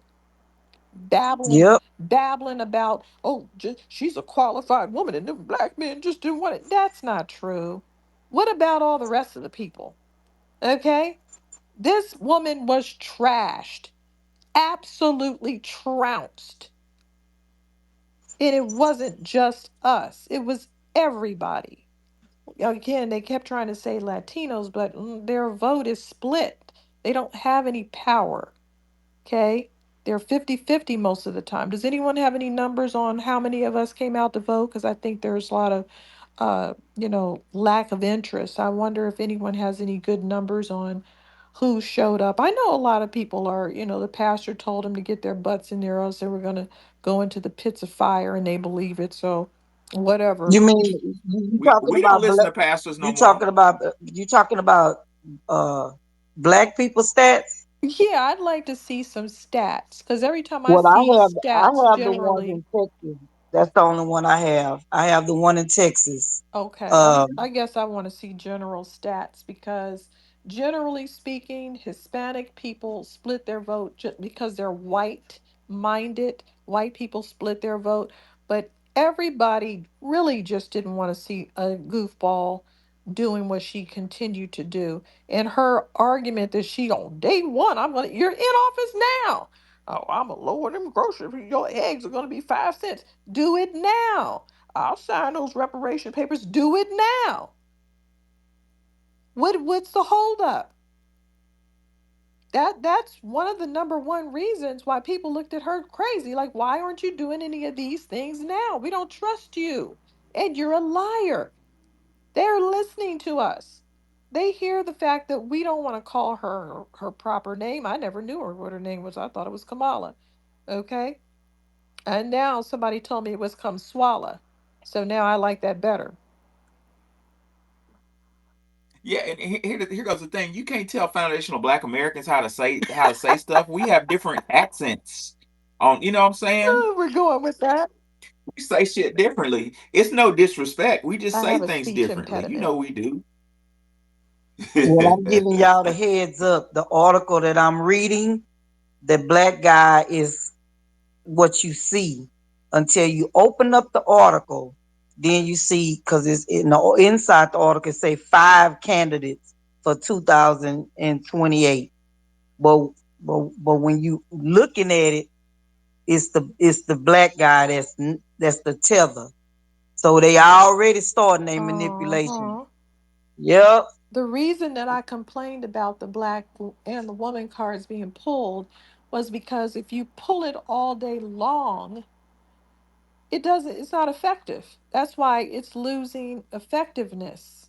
Because we have some random ass Africans talking about they're doing that because I'm black. You're not. You're African. And they're doing it because they don't like you and what you're doing in their country, which is understandable.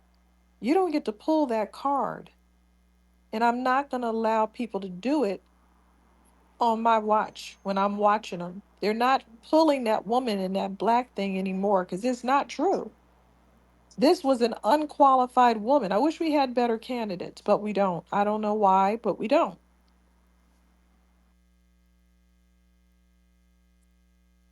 I don't either. I've never seen anything like this. Has a culture in America just degenerated to a point where of degeneracy where we don't have those type of candidates? Where there's no way for them to have a scandal because they're already coming in with scandals. Some of the things that people running for office have done are things that are huge scandals. That's why somebody like, what was that guy that had the, complete bussy blowout with those two Cuban guys in the rooms? Somebody, Gillum? Andrew yeah, Gillum. Oh my that God, guy, Wani. Andrew that Gillum. guy. Somebody like his Wani. ass will run for president and will pick up steam. I mean, no, dude, we saw your bussy juice. You can't run for nothing. But in this country, you can. Yeah, that's kind of terrifying, Wani. Oh my God, Wani. So basically, everybody on this space needs to run for office. Well, would y'all like to know their names? Yeah, come on with it. Michigan Governor Whitmer, Whitmer, Whitmer. I guess that's how Are you these all say it. immigrants? I don't know. I don't know what she is. Somebody is unleashing a big, uh, cabbage patch of foreign immigrants on our political system. I can't believe that a whole bunch of I yeah, thought it's that it's too, it's Wani. definitely planned. Somebody has just released a big patch of those suckers and said you're running for office, you're going to be the, professor in this school, and nobody likes them. I'm listening to white people complaining about African professors. Yeah, she running off Yeah. abortion. She's Abortion? okay. How is Number this two. how is this your main thing? That's disgusting. How do you Yes, how do you that's when the are only they thing gonna I see. They when see. are they gonna wake up and realize it? Announcing yourself by the type of sex you want to have is deviant and disgusting. And it's none of our Nobody goddamn asked. business. Like, I don't fucking want to Nobody know. asked. Exactly. They acting like somebody opened a prison or something. Like this is a great thing. The next one is, of course, Newsom. The next one, so Newsom is California. The next one is Pennsylvania. Governor Josh Shapiro. We know he ain't. We know he's not here. And then the next one in the Maryland Governor Wes Moore and Wes is a puppet. Transportation Secretary Pete. Oh boy. I can't butcher his name. Buttigieg or something like that. Booty gag. Buttigieg. Booty egg. Oh my Buttigieg. God, it sounds just like it said. I mean, it said just like it sounds. So those are the candidates that's going to be running. That's wild. Well, We need hopefully a we'll have some we need rules a in place where people can't run for office unless they, like I said, Trump will have a mandate. He should be very powerful with it. He could literally go tweak things and make sure that people that don't have, certain backgrounds can't run for president. Somebody with this BS backgrounds like Obama and Kamala, they shouldn't have been running for anything anyway. Well, my students brought up something very interesting in my constitutional class, my constitution class. They were like, "Wait a minute! If the Constitution says that you have to be an American citizen to run for president, shouldn't that apply to your parents as well?" And I was like, "What?" I was like, "What? Tell me more about that." And this particular student was like, "If your parents are not American nationals and they have allegiance to some other country, doesn't that mean you, the child of them, have allegiance to another country?" And I was like, "You're damn right, that's what it means." The Constitution needs to be revised, in my opinion. Oh, it You know does. what It I'm needs to be saying? tightened up. And again, it's not really the Constitution's fault.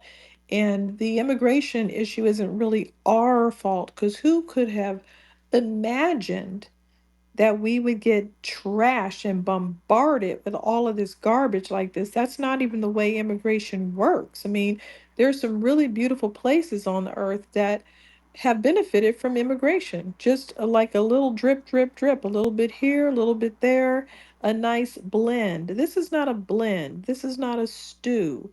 This is a pot full of uncooked vegetables that are never going to get cooked. These people go over to their own little area. They don't want to blend in. It's not like the exchange between Southern Europe and Northern Africa back in the day. They have a very good mix over there, but it was a drip, drip, drip. A couple people here, a few marriages there. They didn't dump the whole population on each other. That's what they're doing now. It's unnatural. It doesn't make any sense. The people don't have any money. They're just laying in the street. Whoever's doing this is a diabolical weirdo.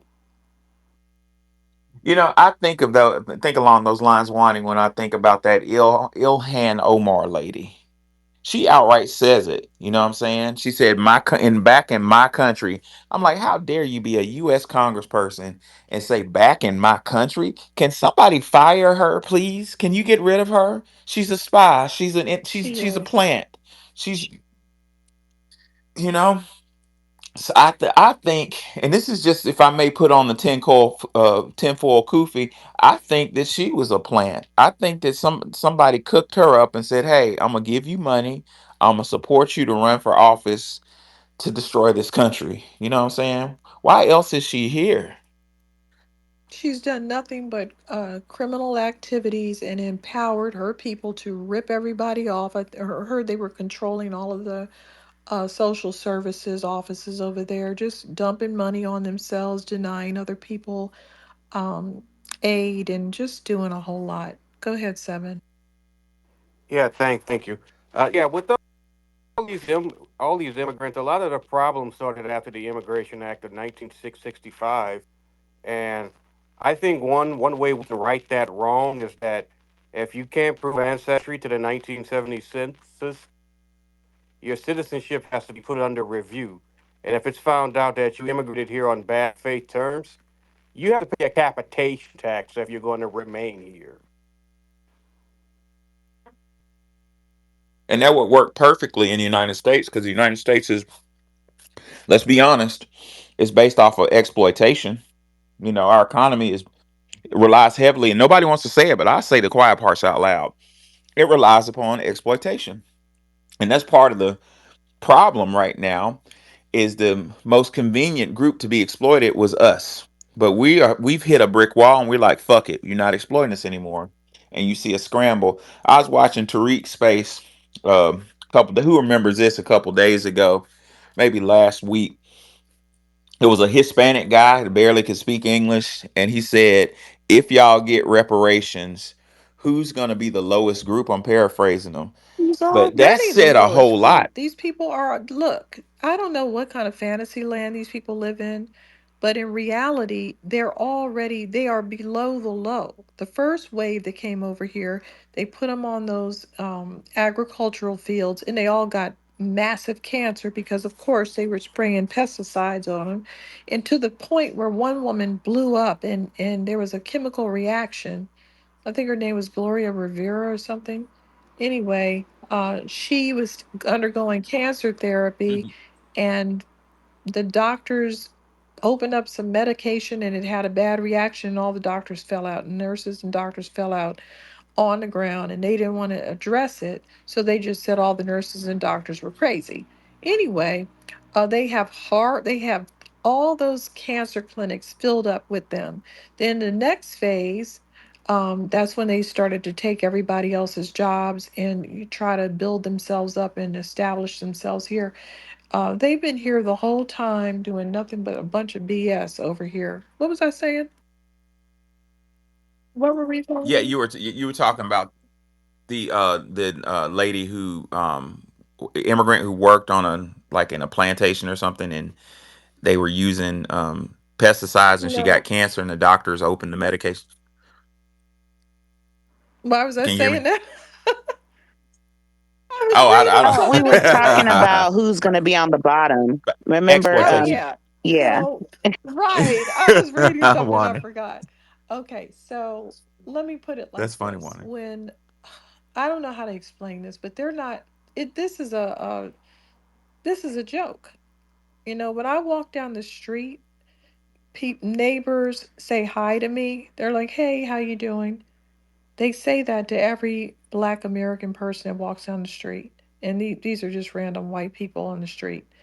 But when a Mexican walks down the street, they act like they don't exist. They totally ignore them like Wow. they're not human. And I was like, I say hi to them, right? Because I wasn't raised like that. I'll say hi to somebody sweeping some leaves or whatever. I'll acknowledge them like, hey, what's up? How are you doing? Just the same way that talk to the neighbor, but the white people don't. And they Wow. literally, this man on the neighborhood said something about they don't even look me in the eye. He got mad because the man was looking down and wouldn't, because he was doing some work for him, and the guy wouldn't look him in the eye. He said, "Oh, they make me feel so bad because they won't even look me in the eye." And I'm trying to talk to the guy about some work he was doing for me, some construction work, but he was so busy being colonized and a beat down bitch, he couldn't even look the man in the eye to do the job. And it made the white guy feel like a white supremacist or whatever his trip was, guilty or whatever. They're not on the top of nothing. They're on the bottom. They're Right. colonized, they're ignorant, they're illiterate, they're uneducated. They don't fit in anywhere but in their little communities because they don't want to blend in, and that's good. Don't blend in. Well, what you said is true. That's the reality.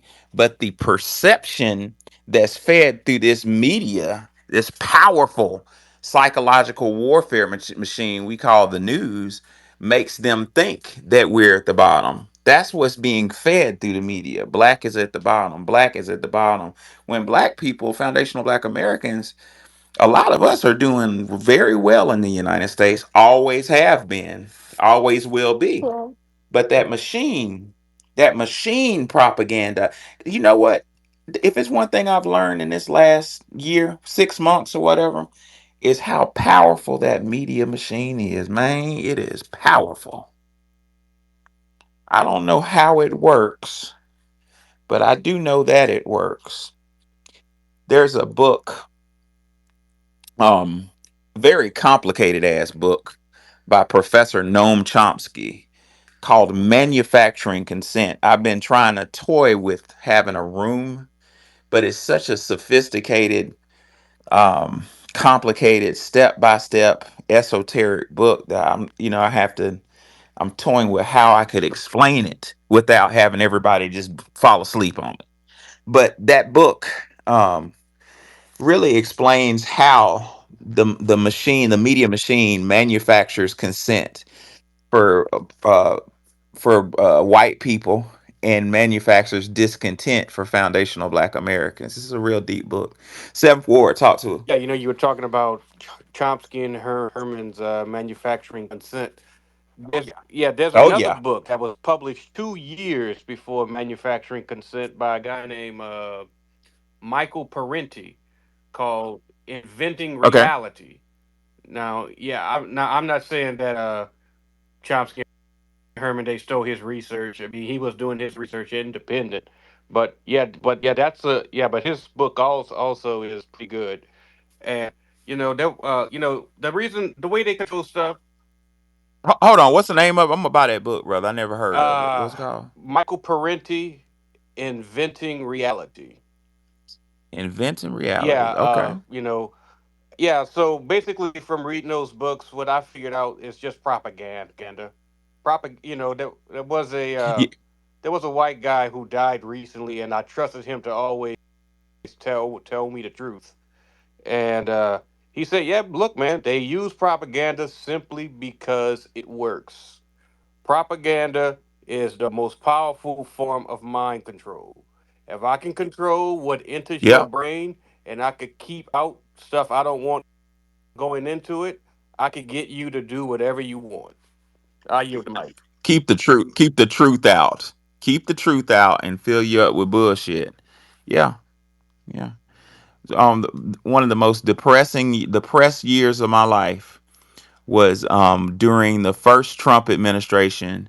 I sat down and watched CNN every night. You remember when they were trying to charge him with they had a special investigator and they were looking for collusion, and like the news just straight depressed me. Like, I couldn't. That's when I kind of stopped watching the news. You know what I'm saying? But that media machine is very powerful, and I think one of the best things that ever happened to us, in my opinion, even though I'm new to the app, is X. And I was listening to Elon Musk had an interview. If y'all like Joe Rogan, it's a really good interview. 2 hour interview with Joe Rogan and Elon. And Elon, this is right before the election, and Elon was kind of scared. He was like, "Man, if Kamala gets in, she's with the establishment, and the establishment is going after freedom of speech." I'm gonna put some in the jumbotron to just show y'all how fucking serious this shit is. I'm glad I just thought about that. Freedom of speech is under attack. I don't know if y'all realize that. The New York Times had an article the other day. Um, that said, I thought I took a picture of it. Doggone it. I'm looking through my notes right now to see if I put the picture. But if not, I'll just paraphrase it. But the New York Times basically said that freedom of speech. There it is. Hold on. Da-da-da. New York Times is ultra liberal. Um, Hold on one second, y'all. I'm looking forward to put it in the jumbotron. But bam, there it is. Okay, so if y'all look in the jumbotron, it's a episode of Joe Rogan, and I have a little screenshot. And if y'all zoom in on that um, paper, the New York Times, it says the heading says, "The Constitution is sacred. Period. Is it also dangerous?" How fucking dare they say that? Basically, what the New York Times was insinuating is, should we get rid of the Constitution? Well, if we get rid of the Constitution, ladies and gentlemen, the Constitution is represents has the format for a lot of the beauty that we explore in the United States of America. The reason why I'm talking with my chest out on X and not worried about the secret police kicking in my door and dragging me away is because of the First Amendment, which guarantees me freedom of expression, freedom of speech, freedom of expression. I had a parent um, years ago when I lived in Memphis. I taught at a private school, And I taught the children. The majority of my parents were researchers at St. Jude Hospital, and they were all most of them were Chinese. And these motherfuckers was deep, real smart, and really kind. They really were really kind to me. But one of my parents that lived across the street from me and my wife, um, we had a one to one, like a talk, and she was talking. This is in 2012, and she said China is lawless, and I said, "What do you mean?" She basically said in 2012 in China, you could only the rule was you could only have one baby if you were a peasant or a commoner. You could just have one child. Now, if you are a person of means, like she was, you could have two children. And this lady was a physician, medical doctor, and her best friend was a medical doctor. And she said one day at the hospital, the Chinese secret police did a random check. They showed up and drug tested everybody and got pee from everybody. So they got pee from her friend. She's not doing drugs. She's married. And her pee came back present. The lady didn't even know she was pregnant, but the pee popped.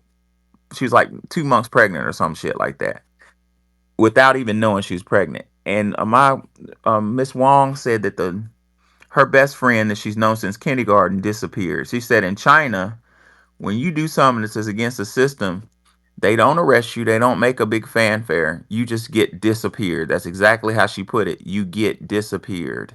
So a year later, after never hearing from her friend again and really getting the message that, oh shit, they killed my friend for being pregnant, even though she didn't know she was pregnant.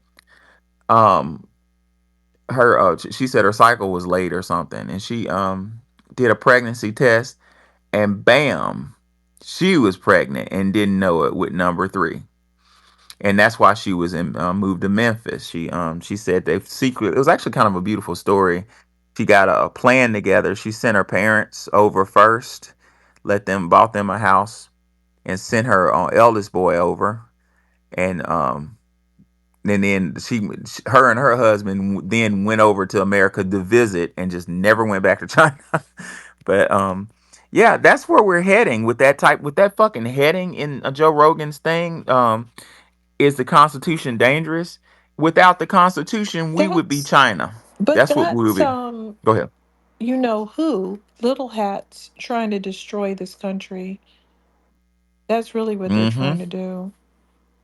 Yeah, the person who wrote that article is not American. They were like born in Canada, has a weird last name. So it's like, um, yeah, I think that's pretty interesting. Oh, you talking about the Constitution is sacred Yes. article? Wow. Yeah. Could you send me who that is? Because I haven't read the article. I saw it on Joe Rogan. That's why That we is have to get crazy. rid of these people. They're just going to tear everything down and make it look like they're raggedy places they come from. We don't realize that some of these people, like we are, like some people uh, complain about these people like they have bad customer service. They're ignorant. That's why they don't have any manners. They come out of a ghetto in their countries. Have you ever seen any of these people go to anywhere and make it look better? They go to Nope. places that are depressed or blue collar and they make it worse. They don't improve it at all. They don't Yeah. even have any kind of nation building mentality. Like you said, give some money to a local team or, create something. No, no, they don't do it. They just give me the money for the rotten food I'm selling you and let me go run up in my house or apartment. The end. The end. We were at a really fancy restaurant, and I'm coming to you something more. But me and my wife, we were at a were taken by a dignitary to a restaurant. It was called the Alligator, or either Alligator or Crocodile Cafe. And we later found out, like, the whole dinner party was like, "Why do they call this Alligator Cafe?" And then we went for a walk after we ate, and like somebody almost tripped over a fucking crocodile. We're like, "All right, we're leaving." But anyway, when we were leaving, it was like a hotel with a swimming pool across the street.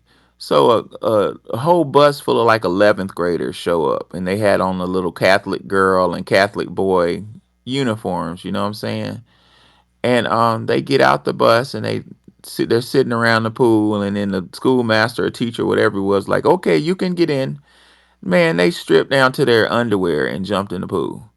And the ladies was like, the ladies with us is like, why are those children swimming in their underwear? It's just a whole different way of life. Like we can't comprehend. And I'm not judging them. I'm just saying they ain't us. We different. Step forward, talk to Yeah, her. you know, I want to follow up a little bit of what you were talking about in China about how lawless it is. Yeah, there's no rule of law in China. You know, it's at the dictator's whim. If his mood is this today, that's what's going to happen. And if his mood's different, it's going to be that. And I don't think we really understand how evil these people are in China because because if I want to know what's going on in China, I listen to Falun Gong because they were telling the truth about what goes on in there, and they've got a Holocaust going on of where they are killing people just for their organs and selling them. And I've heard some horror stories where they're even harvesting the organs while the people are alive under no anesthesia. Yeah, yeah. Whoa. Yeah. These are yeah. And keep in mind, Joe Biden is their bitch, and he's he took money from these people, and yeah, I mean these. Yeah, what goes on in China? I mean, when that regime falls and all that information comes out, I think they're gonna make that. I think we know how evil the Nazis were, but these motherfuckers they may have topped them. I yield the mic. Yeah. Yeah, yeah, I believe it, bro. I believe it. I one of my students today we were talking about. I teach a section, ancient world history section, one ancient world history section, and one of my top student scholars was like, we were debating Genghis Khan, and we were talking about the lawlessness of of the Mongol Empire, and my really bright student was like, he was like, who do you think is crueler, Genghis Khan or Kim Jong Un? And that caught me off guard. I was like, there's no comparison. Of course, it was Genghis Khan. And I was like, why would you even draw that comparison?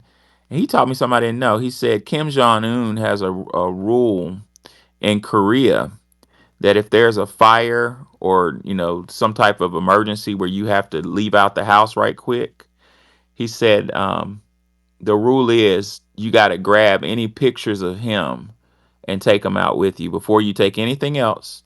Before you get your kids, you got to get the pictures of him because they think of him as a god. And I thought to myself, thank God that I'm an American. We don't realize how much freedom we have. But this freedom is not guaranteed. This freedom is subject to revocation if we have the wrong people in control of our dear country.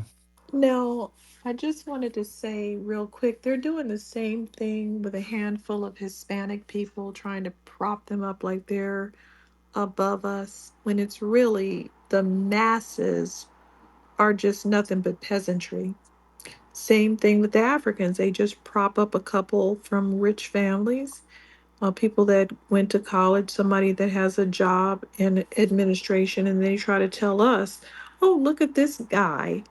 Look at these few people, and let's compare that to someone who's in a ghetto, who's living in the projects. That's the game that they're playing. The masses of these people are pure trash, no money. How do you come to somebody else's country and go directly to the welfare office? That's not looking for a better life. That's not looking for a fresh start. That's just looking for a welfare check, and they stay on it because they're disabled. Like I said, they don't speak English. That's how they're getting away with this. They're getting permanent handouts based on the fact that they're illiterate. They can't talk. They can't do anything. And this country just allows them to prop up there and be foreign, just like those Sikh Indians. You see them in those turbans, working in those. They're Hmm. being treated like disabled people.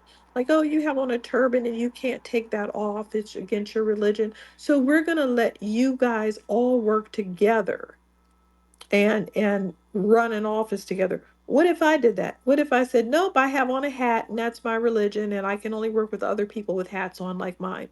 What in the hell?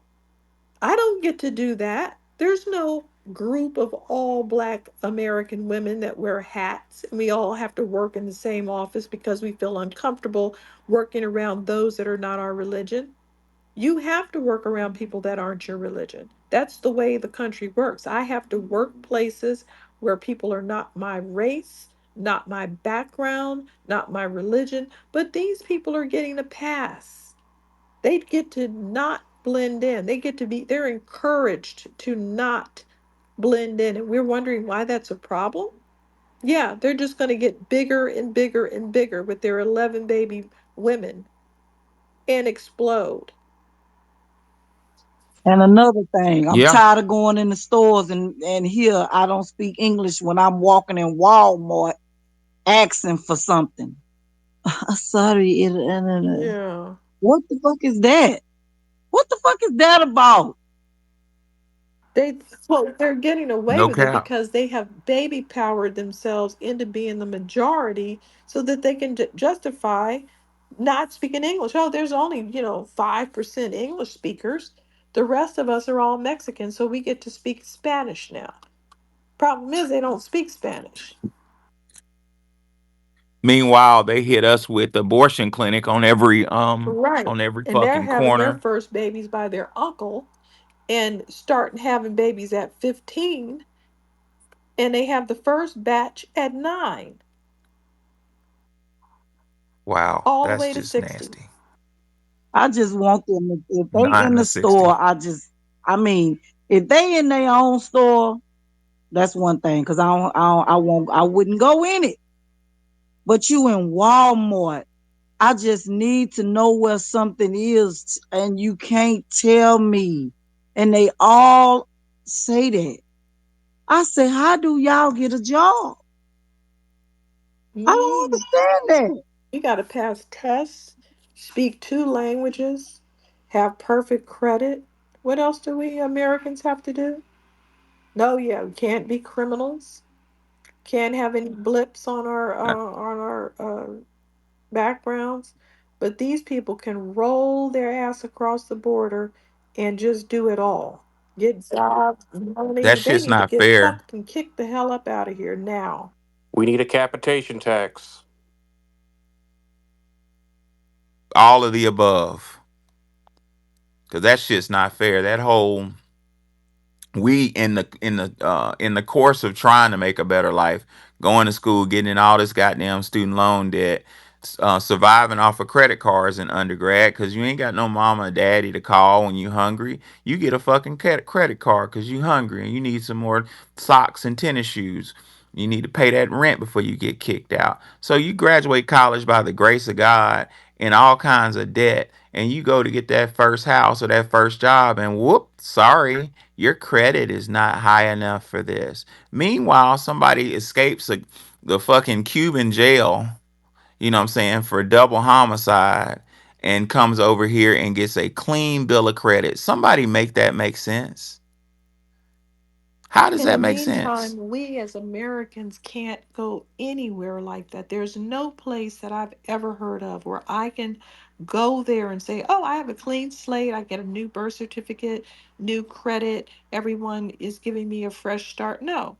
I go over to Europe and I'm told, oh, you need to have $500,000 in your bank account or more. You need to open up a Right? business to hire some of our people. And I said, well, I might as well just jump on a raft with these. I was very irate to hear that that was a requirement. But it's not a requirement if I jump on a raft and look like garbage, sail up on their shores and lay in the street. Then it's okay. Well, I found out some wild shit when we went to West Africa. I found out that that blue passport that we hold, that we esteem so high, that American passport, when you scan into that system with it, your record pulls up. So they have a record of anything you've done. So if you were to move out of the country, they have a history of your crimes or your you know what I'm saying? Your critical record follows you around, but people escape here without any ID and get a brand new social security number. Who is running this show? How is this happening? This citizenship has no value. Anybody can just run over here and squat out a baby. Squad and squad. We need to get rid I of that was second part. Yeah, yeah. Yeah, it needs. It's the 14th Amendment that was done to fuck us. We went over the 14th Amendment last week, and I've come to a personal conclusion that that little part of any child born on U.S. soil that was done to fuck with Black Americans. That's what it was intentional. Go ahead, Yeah, you seven mentioned the four. 14th Amendment about birthright citizenship, but doesn't it say that in jurisdictions thereof, some recognized in the jurisdictions thereof, like doesn't that mean that that the parents must have legal reason to be here in the first place, so that when you're born, you're given the citizenship? I'm not too much of a constitutional scholar. I am. Let me look it up. It's not clear, but I'm gonna go to I'm L2 and not look it up either right because I quick. read it So, over multiple times and I'm not 100% sure what it means. Well, they just found some kids at the border, at the Texas border, 4 to 7 years old, with an address to Alabama. They've been taken into custody. Mm. Still running their ass over here. so seven. You were talking about nor shall any state deprive any person of life, liberty, or property without due process of law, nor deny any person within its jurisdiction the equal protection of laws. No, I That think if you're further down where it says like when you are given born on U.S. soil, that you know, recognized in the jurisdictions thereof. I can't quite remember it, but Oh, I know what you're talking about. Hold on, let me find it. I know what you. yeah, I know because what you got. I always took that to mean that you need legal reason to be here in the first place. Yeah, it's section one. It says all persons. Look at that word, all.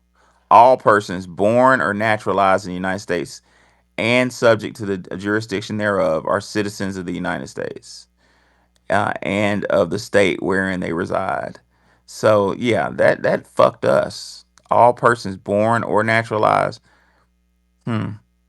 That No, should have that been can be written better. changed. And you know what? I would like to amend it. I would like to amend it and say all persons. I would say all persons whose great grandparents were born or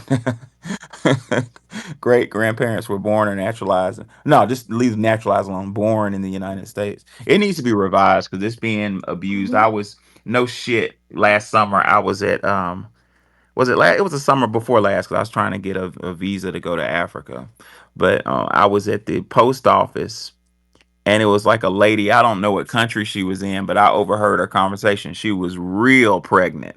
She was maybe from like Venezuela, Mexico, like one of those countries. But she was talking. She was bragging about it in line, and she was like, "Oh, I'm here to have my baby because I want my baby to have dual citizenship. Then I'm going right back." I was like, "Man, you just straight manipulating the fucking system like that." Yeah, I always took that to mean that they can't do that because they didn't have, like, you must have recognized permission to do that first from reading the Constitution, that you just can't come over here and pop one out your pussy. You have to have reason to be here in the first place. Well, no, I know for a fact that lady, but I've known people to do that, to just deliberately come over here. They may pretend like they're coming over here for something else, but then they have a baby over here. We need a capitation tax. Ventura, Yes, sir. I agree. Uh, I What's just on your want to mind? quickly add to that. I'm a child of Salvadoran parents. They came here during the Civil War in El Salvador, so they had asylum, and I was born here, so I was naturalized. But I mean, a lot of my family, a lot of Hispanics that I know, voted for Trump because we see now our rights being stepped upon by these people that are coming over here, don't even have legal asylum claims and getting more benefits than actual citizens, and people that actually worked hard for their citizenship, worked hard to assimilate and be a part of the culture, be an actual American. And the one thing I wanted to say is it's not just here; it's also in Puerto Rico. I have a friend that's Dominican. He was born. He was only born in Puerto Rico. His parents took him there so he'd be an American citizen. Then he was raised in the DR. I mean, he came from a family of means, but that's a common thing that happens. So it's not just here in the U.S. Yeah, it's very common, but we're arguing that it needs to change because it's being taken Oh, advantage absolutely. of. But for the reasons you brought up, our sister Wani just hit that on the head. She said, I'm paraphrasing you, Wani, that it has no value. You know what I'm saying? And I agree. If you're just letting any and everybody come over here to become American citizens, what's the value of an American citizen going to turn into? You know what Yeah, I'm you need that saying? It's not assimilation going to mean factor. anything. Like I forgot. I think it was Trustasia that Trustasia that said that, or maybe it was on the spot. But yeah, nail on the head. Right. Right on. Yes, and don't assimilate to us. That's all. Assimilate to white people and talk like them, and everything will be fine. No, it won't. They need to go home. I want 0% immigrants. Zero. Zero. We did way Yeah, yeah. better in the 50s. Go away. Yeah, that goes to my on one of my last points I wanted to make tonight is as part of reparations claim we need we need our own territories like the Native Americans. I saw it's an attorney that comes on Spaces. I can't think of her name, but if I said her name, y'all would know her. I think she's a California attorney, and she was talking about she's a reparations attorney, and she was talking about reparations is going to look similar to the Native American reservation. You know what I'm saying, that issue. And I was like, you know what? When, not if, when we get that, we need our own neighborhoods again. If we need time to kind of be back around each other, like Wani said in the 50s. My aunt June, who raised me, used to take me back to the ghetto every Sunday. She's a nurse practitioner, and back in the 90s, she made like $150,000. She's a bad motherfucker back then. I think she was the first black nurse practitioner in at Birmingham, Alabama. Although she kind of looked white, but that's besides the point. But June would take me back to the hood every Sunday just to kind of make sure that I knew who the fuck I was. And she tell me, baby, segregation fucked us up. I thought she was crazy for saying that, but she was right. She said it messed us up because the people with means, when integration happened, the people with means or the little fucking professions ran away and left the have-nots to fend for themselves when we were stronger as a team. So, like Wani said, we need to get back to that 50s dynamic to where the haves and have nots are right across the street from each other. Wouldn't that be beautiful if our physicians and We business have that people and here, Professor. attorneys and We have that here still. where's here? Houston. I love Houston. I don't know Houston. I've been there a couple times. I just Yeah, love our being there. our middle But I would class love to is see it. ghetto. Is the ghetto. You got the Oh, I projects love right it. across the street from $1 million homes where doctors and lawyers stay. It's called North. You can look it up. It's called North McGregor and South McGregor. You can look at the home. That's the ghetto. That's third. That's Oh, third That wow. ward. was my jagging route. Yeah, that's Love third it. ward. I love I love the Houston vibe. And it's gonna sound lame as fuck, but I don't care. I like it when you're downtown Houston. You can walk downtown underground. I love that. That's third ward. That's all the wards. Downtown is in the middle of all the wards. Second, third, fourth, fifth, and sixth ward. You could just walk downtown and walk to every ward, and all of those were little black town wards where the slaves lived.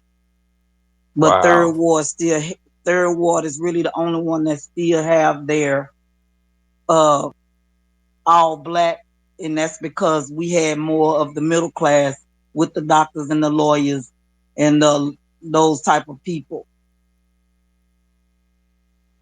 They the only ones Wow. didn't Yeah, I didn't enjoy didn't Houston. leave. Love it. My only complaint about Houston is it's so fucking big. Like we went to the mall. I was like, are we going out of Oh, town? Like wow. it just so big. Yeah, like I'm going from down our What hotel was mall you downtown near went that to? cancer center. We went to the big ass pretty mall. That's And about that you. we We was Oh, on got that about four or motherfucking five of highway. them. Galleria? We got wait, you four. don't stop shopping? Something, but man, it was so like Houston, the distances in Houston are like, holy Yeah, looks like shit. California. That's a big That's ass why fucking that's city. 4 or 5 miles like that here. Yeah, well, yeah, we went to one of them motherfuckers and it seemed like we was on and it wasn't no traffic. We was on that highway for like 45. I'm like, where in the fuck are we going? 45 minutes from downtown. Oh, you was. Anybody got any new meltdown stories? Did y'all see Mushmouth timeline? No. Tell us Uh-uh. about Uh, it. Mushmouth, Luke. You mean lizard mouth, right? Either one or do. I guess some Mexican cursed him out, or I don't know if it's a Mexican or whatever. Huh? What is happening on? Yes, This may be the only a time I'm on the Mexican. Mexican side. Yeah, he must have cussed him out or something. Talk about So strange bedfellows. I'm rooting for the white boys to get mad at the Africans and Arabs over in the UK because I know if they don't, they're gonna be. I'm like, how the hell did this twist upside down? There, I'm rooting for white people. I need to really get off the internet. Yeah, shit It's done got wild, Wani. crazy. I, Strange. I was thinking about that the other day, how the whole support behind Trump in some strange way has unified foundational black Americans, foundational black Americans and white supremacists. I'm like, what the fuck? Strange bedfellows. When they say strange bedfellows, that's what they're talking about. All of a sudden, it becomes what's going to make America better. And we are Americans. So some of the things that are going to make America better are some of the things that white supremacists want to happen. So really, it's a thing like white supremacists think the sky is blue, and so do I. We do agree on that. We just don't agree to kill my ass. Okay? That's the part where we disagree. Well, it boils down to that whole mantra: find an enemy of my enemy, and I found a friend. Yep. Don't like immigrants. I don't like immigrants either. Hey, how you doing? My name is Al.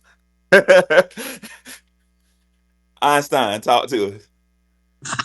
Hello, hello. Can you hear me? Yep.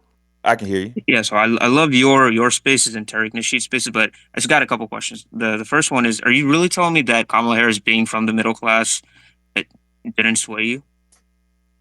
What do you I don't know it. I know what you're talking about.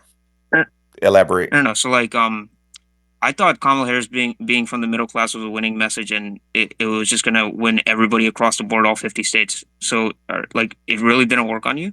do you have an So, accent? yeah, before we get into that, we got a little tradition on my space. I got a couple questions for you. What's your List. lineage? that's so dumb. Wait, hold up. I was making a joke. I was just I wasn't being I'm serious. about to Well, ask you. no, I wasn't. I wasn't. Like, what's your lineage? Oh, I'm not black.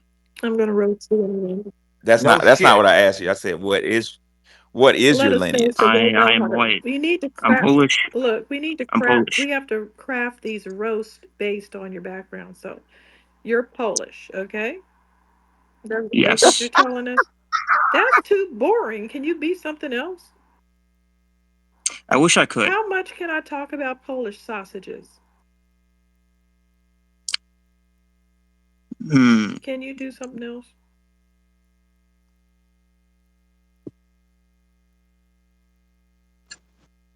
They got pierogies. Vent, you are hilarious, Vent. They got pierogies too. They Oh, fought with cool. horse. They fought on horseback in World War I when Germany came at them. Pierogies. World That War II, not World War One. Oh, that's even worse, buddy. You got horseback on World War II. Oh Against Lord. mechanized warfare? That's insane. No, I don't. That's not really it. So it was like So either fight Poland, or die. We Poland chose to is die. like the home to all the gas chambers. Are you proud of that? Am I proud of gas chambers being built? No, not really. Why did you guys allow that? It was putting, human beings smoke on the whole towns, and they didn't notice that. I don't know. That's a good question. It is. You guys noticed it. So, how long has your family been here from Poland? That's my question. So my grandpa came here around the 1920s. Oh, actually, no. My great grandpa came here around the 1920s, and then so probably around four generations, I would say. I don't know when my mom's grandparents came here, but they came like a generation after. Why do you have a Got you. list that sounds recent? Yeah, your accent's kind of Mm, heavy, my friend. You sure you're not from no, Poland? you ain't. Sorry, it cut off. Can you say that again? You're foreign. Said your accent's kind of, kind of strong. You sure you didn't come from Poland? Am I sure I didn't come from Poland? No, I came from Poland, but So you yourself are a Polish former Polish national. no, no, no, no. I have Wait, friends from are I you have saying friends. whether I I I went came to from Poland or if my family came from Poland? Yes, sir. Your accent's too strong. I actually have a friend from Poland, and I got a bunch of colleagues from Russia and Ukraine. And your accent sounds, if I didn't know any better, like you are a naturalized citizen from Poland. Nah, I was born here and my family's been here. I don't know why my accent's That stronger, long? but it's Well, guess what? Black Americans have been speaking English longer than you, so we know how to do it better. Have a nice day.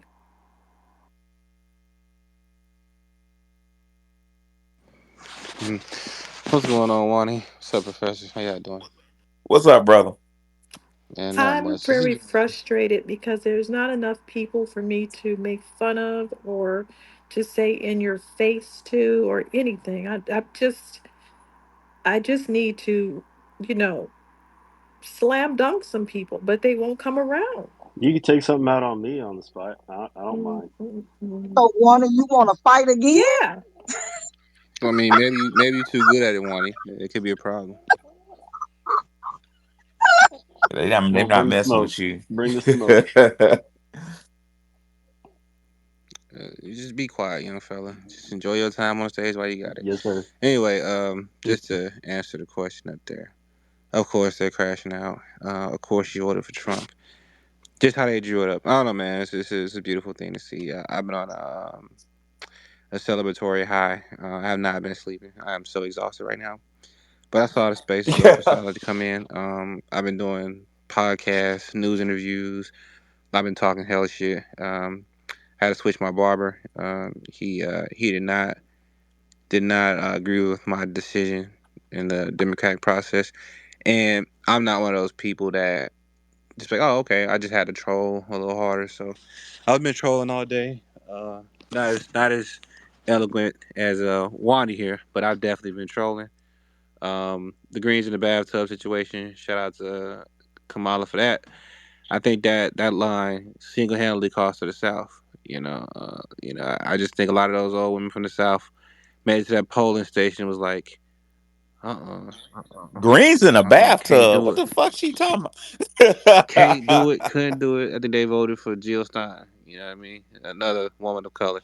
So I just think they kind of fucked her over. So and I feel bad for her.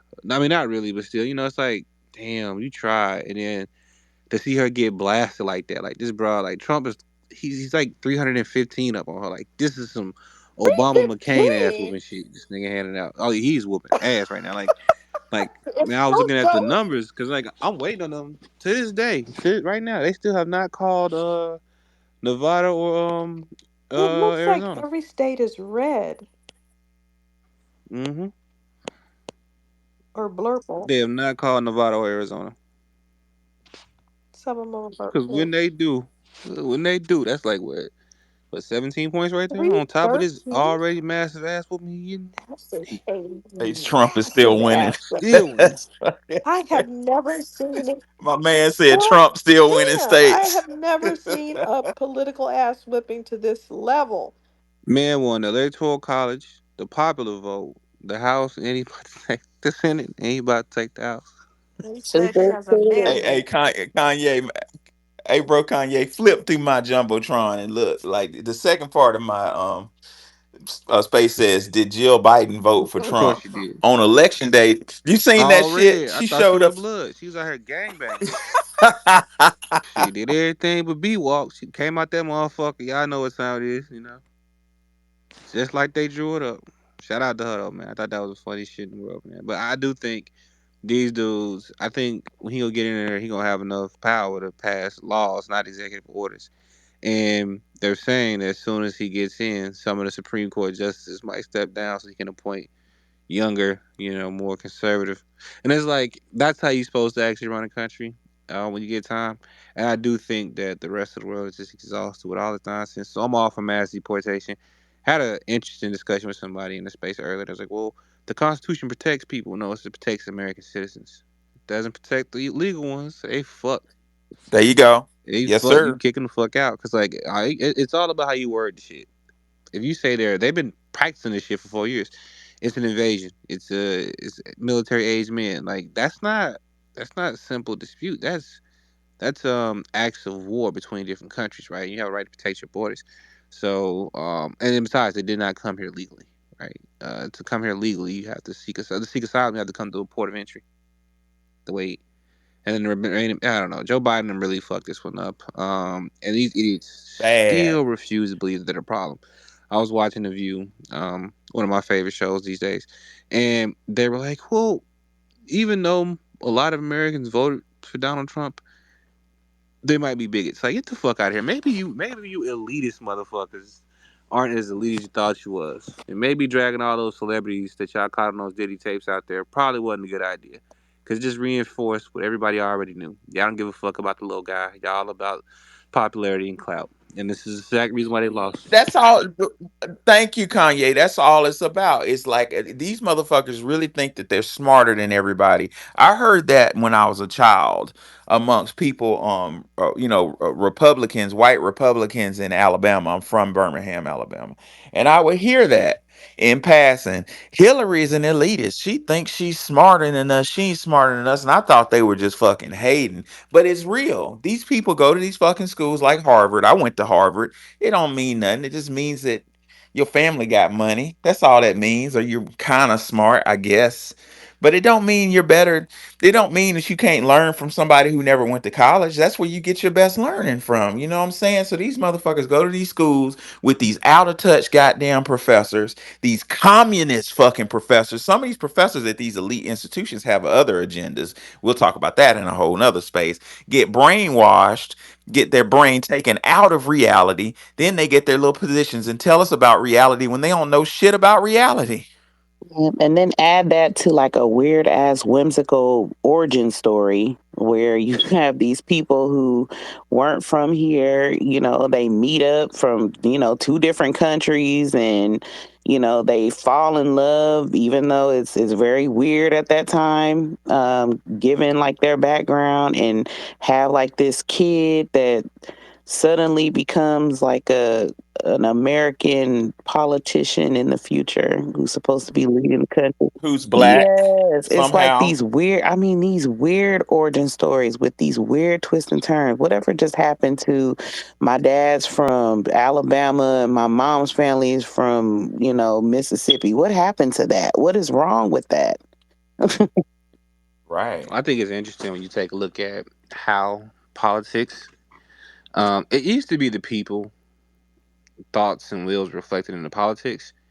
Now it's the other way around. But you can only front load something so much until it starts to flip on its head. And now you have the people striking back.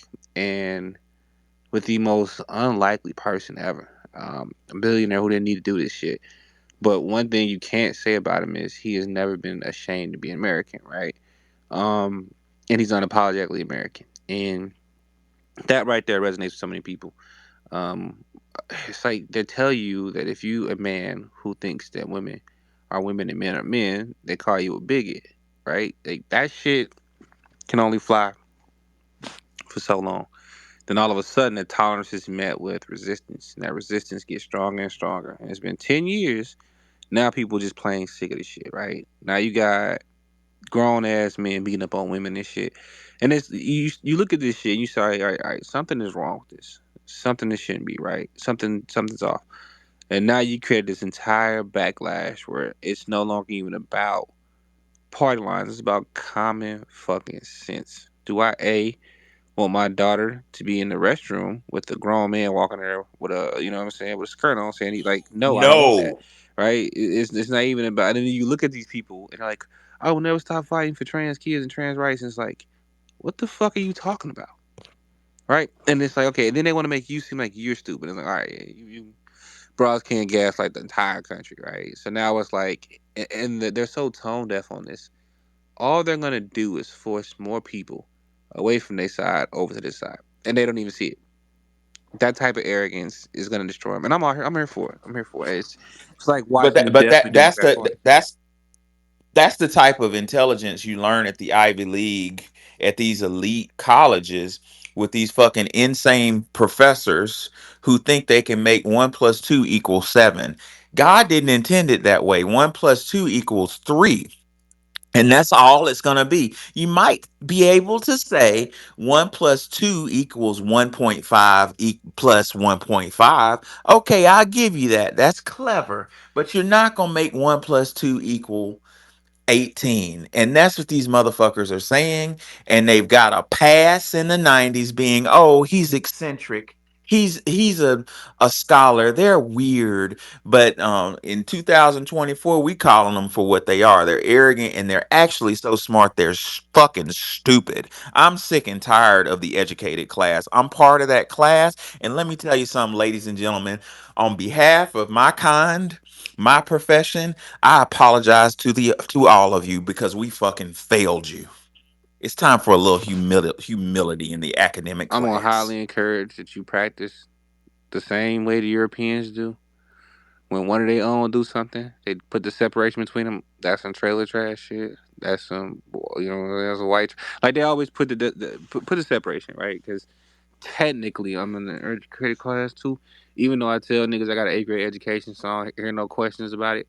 But no, I'm very different from my counterparts. I don't lead with a degree, diploma, or anything. I just say what I think, right? And if you learn something from what I'm saying, shout out to you. And I tell people all the time, don't believe nothing I'm saying. If you think I'm lying, look it up for yourself. I mean, it's right there on your fingertips.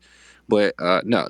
There's the educated class people, and there's the indoctrination class people, right? You're not a part of the indoctrination, There it is. right? So the people who want to indoctrinate you will look you right in your face and tell you that just because you're a man, born a man, doesn't mean you're a man. They'll tell you it's all about your feelings. Now that is some indoctrination, MK Ultra, Jedi mind trick bullshit motherfuckers trying to do. You are not a part of that class. You're part of the 2 plus 2 is 4, and 4 times 4 is 16. That's the part of the class you're part of, right? Now they confuse that class with this ideological nonsense. I, I was talking to the school teacher, big mistake by the way, and she was telling me that she didn't understand why I'm so against these social programs. And I asked her, I said, "Do you think you can, you know, train the human nature out of a person?" She said, what do you mean by that? I said, you think that you can just make somebody whose nature is to protect to sit there and just watch somebody get harmed without doing nothing? She said, no. I said, that's essentially what you're trying to do. And you say everybody's the same. We're different, right? Things that interest you don't necessarily interest me. And there's a biological aspect to that. I like shit that blows up. I like to blow shit up in my spare time, right? That would interest you. She's like, no, of course not. Cool. So there's nothing you can say to me that can convince me that blowing shit up's not fun. Right now, I can tolerate not blowing up shit to appease you, but I can only do that for so long. Then eventually, I'm gonna want to blow some shit up, right? And then the longer I suppress that feeling to blow shit up, the stronger it'll be.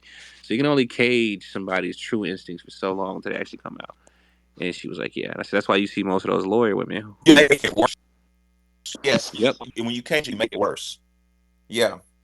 That's why you see most of those women who focused on careers and shit be so goddamn depressed toward the end of their life because they didn't have kids or a family and all that shit because damn they suppressed those instincts just to chase this bullshit ass idea of happiness, and when they come to find out, damn, this is not happiness. You didn't get your chips and get the fuck out of the casino. You stay in the casino too long. You fucked. It's over with. So that's the world we live in, and that's what Kanye, they all want. I know Kanye. I know so many of those women that, and unfortunately, they are our sisters, and they mamas.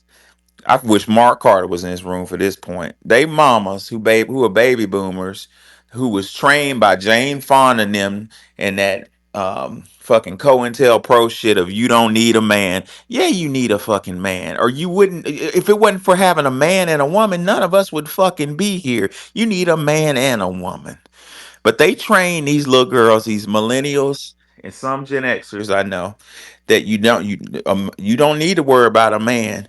You need a girl. You need to go get your career first, and they focus all their energy on being attorneys and doctors and teachers and shit. And now they stuck in a career that ain't a child. It's not a You know the family. funny part about all this is Wani called this out when you get for guys first start doing the space. She said, I think it was Wani. She was like, "Yeah, it's not the fact that they don't. These women are pushing this shit. They don't even like men. They hate men. They like women, right? But they're not gonna Right. come out and say that. That's where all this anti-family shit is coming from. It's not coming from a place of focusing on Chris. Coming, no, don't focus on a man. Focus on anything but a man. So that way, when you get too far along the line, they can try to woo you over to their side. That's really what that boils down to. You see, that's really what Yep, it it's a is, and it's scam. so sad. You said what now, money? Yep, it's a scam. A lot of the Yep. people leading Totally. these feminist organizations are lesbians, and they've tried to, they are really aggressive. That's all I'm saying. They're very aggressive because they've actually had to clean them out. This group, a very well known feminist group, said we got rid of all of the lesbians because they don't share the same ideology, and their attitude is, yeah, we do, we just want better, rights and blah blah blah, we want, the same money. Yeah, but when we're talking about wanting equal pay, when we're talking about this, it's from a point of where we want to reconcile, even though we're getting mad and we're saying all these things and we're saying men are being mean. The point of feminist groups or whatever was to reconcile with men and to say, hey, not all the men are doing it. It's just a small group of men that don't want us to have these rights, to the right to vote, the right to read. It's there's reconciliation at the end of the conversation, but it's not that way for lesbians, so they can just go all the way out. They don't care how far they go with it. That's why it's an ongoing organization, because they're not really doing anything. What is an American feminist doing? Nothing. Plotting on the next generation of women they want to talk to. Yeah, that's a dating organization. They don't have actual problems with social issues. This country has plenty of rights, and if your rights are violated, you have the right to argue and sue. You don't need a persistent organization. Now, if you were in India, where they're allowed to rape a 7-year-old girl and then the whole town comes out to beat you up for complaining, yeah, you might need some human rights for everybody. Well, I mean, think about it. If you create the problem and then you offer to be the solution to the problem, right? Like they'll say shit like, "Oh, we're all the good man at," right? I hate when I hear that line because I say the same thing every time. They're actively avoiding you. If you don't know where they are, it's because they don't want to be found. Trust me. Trust me, right? And I had this lady tell me it was crazy. She was like, "Well, you don't have any children. You should definitely think about, dating somebody." I'm like, "What the fuck is wrong with you? Listen, look, I'll be fine. Life is okay for me." But they want to shame everybody into their way of life, and we've seen it done their way for the last 15 years, and shit just ain't working out. I don't see anything positive. Motherfuckers is more depressed than ever. They always talk about mental health and healing and all these medicine bowls. Like motherfuckers is paying $5,000 for sound bowls to feel better about their day for 10 minutes. If that's not the biggest scam shit I've ever seen in my life, I'm in the wrong fucking business. And I don't know. The lady lives across the street from me. God bless her soul. Smart sister, every type of degree you can think of. And for some reason, right, she just doesn't know why she's lonely. And after about 15 minutes talking to her, I understood fully. Like, I understood exactly why she was in the situation she was in. And I was asking her one day, because she always wants to argue with me for some reason, right? And I was asking her one day, I was like, so do you ever think that, damn, maybe I'm the problem? And she said, why would that cross my mind? I said, well, if you get into it with everybody you know, then maybe, just maybe, the one constant there is you. And like Wani said, the indoctrination is so strong. She said, and I quote, if, So if I strong. was born 50 years from now, I could walk through this world in peace, but I have to be the martyr for my people. And I said, your people. She was like, yeah, my people, women, black women. I was like, oh, okay. I said, so that's what you believe. She said, yes, wholeheartedly. She said, even you're a smart young man, but you have a lot of misogyny built up. I said, oh, okay. Like what? She's like, yeah, the fact that you said X, Y, and Z. I said, okay. So was it misogyny when you asked me to help you carry this stuff in the house? And I said, yeah. She said, on some level, yeah. And I'm like, oh, okay. So gotcha. So next time I should let you throw your back out again. I was like, maybe, just maybe, it's okay to accept the fact that there are some things that I can do a little better than you, and there's some things you can do better than me. Like, you remember people names' birthday. I get too fuckers about what people got going on. Half the time, motherfuckers talking, I don't even be listening to them. I be thinking about what blowing up shit. Like, now I want to go blow up something, and then like that's where my mind is. I think about guns and money. I think about just certain type of shit throughout the day. And I was explaining like, and she was like, "Well, you do a pretty good job." I said, "Listen, the government trained me to be a trained observationist, right? So I'm not a good listener for the reasons you think I am, but I do hear what you're saying. Even if I'm like subconsciously not listening, I don't really care, but I can just relate back to what you said. And that's like more of a soldier thing than a actually care about what you're saying thing. And I don't think people can make the difference. Like, I can understand that life is not going to be fair all the way around and still get through it, but to stop living your life because it's not fair, and then to make the statement that you should be born 50 years from now, I was like, oh, okay, so at the age of 45, that's where you are with your life. You don't talk to your friends, your family, none of that. Your closest companion is a dog and the kid across the street. That's what she's referred to me as one time. I thought that was funny. But I digress. I'm sorry. I'm rambling. No, man, that was wonderful, bro. Indio, what's on your mind? He might have Nado? gone to sleep. I think. Hello.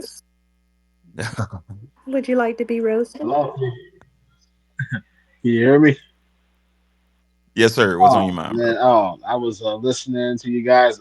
Stupid thing I was gonna ask is way off topic. I wanted to ask Wani, like, what's Sweden like? Because I got a friend who's like about to. I got a friend who's about to go there, and he was like, "Yo, I don't know nothing about this." I was going to wondering like, "Oh, she been everywhere on Earth," and I was gonna tell my boy like about it's just Is or he going on a it's vacation? no, he's going there for work. Oh, yeah. Um, they have an immigration problem, so I don't know where the immigration problem is. If it's everywhere or like I can't tell just by looking at the. I'm not on the ground, but um, I liked it. I liked Scandinavian countries. Okay, so it's not right. Are the people boring as hell, or is it you Boring. know? Sometimes, I mean, I don't know. Sometimes I like boring, sometimes I don't. They could be boring. Okay, They're more boring than I am. Yes. Are yeah, you of course, judging it yeah. by me or regular people? But like because black people get bored when we travel because we need a certain level of stimulation, and lots of these places, No, we get bored and create our own fun wherever we go. yeah, and we become the TV for everybody else, and that's I hate that. So that's the only problem about traveling is you become No, damn I near had niggas in Japan doing electric slide. No, I have some yeah. friends that went over there for entertainment purposes and they stayed over there for a long time. Just recently came back after being over there 20 some years. So he had a dance studio over there. He liked it. In Sweden, okay. But I didn't ask, you know what? I did not ask him, why did you leave all of a sudden? You've been over there like you left. But he came back, and I'm Uh, wondering if a lot of people that I know overseas are complaining that Africans are um, causing disruptions that are affecting them. oh, I hear they're paying them to leave, Yep, they like just 30 need to be. grand They just each. need to be kicked out. I ain't paying them shit. Get the hell out. Well, it depends on what country they from, whether they get paid or not. Because they can revoke your visa for any reason. Unlike America, they don't feel the obligation to give Facts. a fuck about your feelings, right? Yeah. And I didn't seen them expel people for like the smallest reasons before, right? All right, you gotta go. That's enough of this package shit. You got 20, got 24 hours. Get the fuck out of here. Yeah, Singapore will expel your ass for spitting I on the don't street. blame them. Dubai will lock you up for that, then kick you the fuck out. But you gonna do your time first. But you gonna take this punishment for it. Kick you the fuck out, but you gonna suffer They first. be abusing the You, Chinese people. Be over there doing all kind of stuff. Kick them out. nah, yo, I read about this story. This Chinese dude, right? He was in Dubai and he was smoking some weed, I guess. Well, he smoked weed before he got there. And when he got there, he got sick, and they did a drug test on him. Weed was in the system. They locked his ass. Locked his ass. Damn. Man, why do we want to go to Well, I mean, Dubai? I don't smoke weed. I be having fun over there when I was there. I had fun. I don't smoke weed. I'm semi. It's hotter You than got a to stay mother. Well, I inside the like it over fancy there because places. I like it because people are considerate over there, man. It's quiet. It's cool. They speak English. You know what I mean? You don't hear people yelling in public. The sidewalks are clean. It's almost like Tokyo for example. You ever Orderly. been to It's Tokyo? orderly. Yeah, or very. I love it. I love it. You don't see people respect the country. It's just nice. You know what I mean? Because they don't play. They feel no shame about kicking you the fuck out the spot. None. They're gonna lock you up first though. But when They're gonna I do this. go to these places, I want to get on a camel and go over a dune. I don't want to go in a hotel. Yeah, that's not Where's my. the I'm cool. I Bedouin? spend enough Where the time Bedouin in at? the desert. Where the Bedouin at? I want to get on a camel and check out that fucking Sahara in Mauritania with a metal detector. Want to know why? Because there's no telling what I'll find You under can't that bring it home though. You're sand. gonna get mugged. You gotta declare That's if it's true. over $20,000, you gotta declare it. And if it's over a certain amount, the country you get it from can declare it as a national Well, treasure. Yeah, confiscated. exactly. Yep. That's the funny part about it. Because you find something, you better slide that motherfucker in your Well, under make your it look. armpits. Like, what is? There's nothing here. And then automatically, Camel rides are overrated. I'm It's sorry. too They just, lumpy. yes, I felt like somebody flipped my It lady hurt. parts inside They out. did. That's how it felt. That's exactly what happened. That's why I don't know why I just like camels to be honest. I really just stand next to them a lot and just hang around horses and camels without the riding because it's just too much. yeah, I'm not a fan of the desert. Just to be out there. Like, I want to be out there doing something. I did enough of that. Shout out to the deserts, the sandbox. A lot of fun out there. You were That's stationed not in the Middle fun. East. Something like that. Something like that. That ain't fun. Gotcha.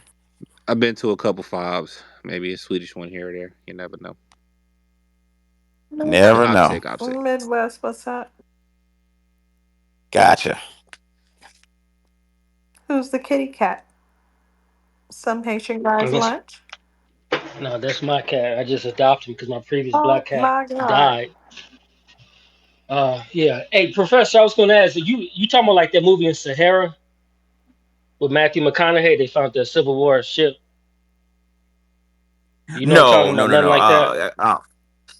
No, nothing like that. What if you look at the Sahara Desert? I put it in the Well, that's You're redundant. It's not going Sahara over does to mean the desert. I just eyeball? said desert. Yeah, that's where I want to go. So, brother Midwest, Solon, Plato's uncle, described the city of Atlantis in great detail, and he said it was a city of concentric rings with a tower in the middle. And there's a feature in Mauritania and the Sahara called the Ujat Mm-hmm. Eye that nobody talks about, and geologists say some bullshit story that it's a natural Mm, they be occurrence or lying. something like that, but they don't know how. and it looks like fucking Atlantis. So I'm obsessed with the story of Atlantis because I believe it. I have several sources that talk about it, and each source talks about Atlantis and Lemuria as if they were more advanced than we Mm-hmm. are now, Oh, okay. and Why do you, the the Sahara's not why do you explored. Go feel ahead. it's over there? Is that close to the? That's kind of close to the Gibraltar, Straits of Gibraltar. Yeah, yeah. The kingdom of Atlantis was a lot bigger than what they make it, but the control center, the main the main capital, was in the Mauritania. If you think about it, it's all in the language. It's there. We're just not seeing it because it's hidden right in front of your face. Let me prove it to you. Who were the group of people who taught science to the world? The Moors, right? That more is short for Mauritania. More. This it's all in your face. And the Sahara is one of the most unexplored places on the planet because the excuse I heard is it's too expensive to search through all that sand. The Sahara is gigantic. I don't really believe that. I believe they have found some crazy shit over there and they just don't want people over there Can looking. lidar get through that desert? Sure can. I want one of my Are you drones. I want some serious? Are you LiDAR. serious?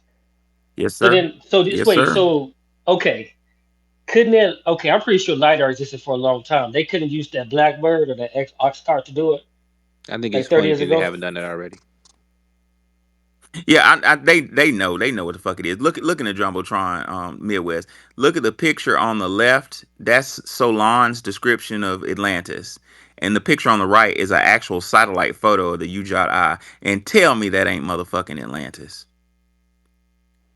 That's downtown motherfucking Atlantis, is what that is. Now here goes the crazy part, ladies and gentlemen. Um, I didn't mean to take this space to this area, but he asked. So the story of Atlantis and Lemuria is Atlantis was hyper advanced. I mean, the stories that I read was some Star Wars shit. They had spaceships with anti gravity and energy weapons and just wild shit powered by crystals, that type of crazy shit. Well, Lemuria was hyper advanced as well. Well, as the story has it, the Brotherhood of group of beings called the Brotherhood of Belial or Belial, however you say it, met with the Atlanteans and corrupted their mind. So I don't know if they gave them a virus or I don't know what it was, but the Atlantean, as story has it, the Atlanteans got corrupted and turned on the other landmass, Lemuria, and tried to take over the planet, and a nuclear war broke out. So, as a legend has it, Lemuria struck Atlantis right in the heart near what is called the tower. So if you look at the picture on the left in the bullseye, that's called the tower. That's like the spire. Now, if you watch Star Wars is all about that goddamn Atlantis story. It's in your face. I know that for a fact because Charles Lucas, the writer of Star Wars, went to UCLA. He's a philosophy major, and he wrote a book.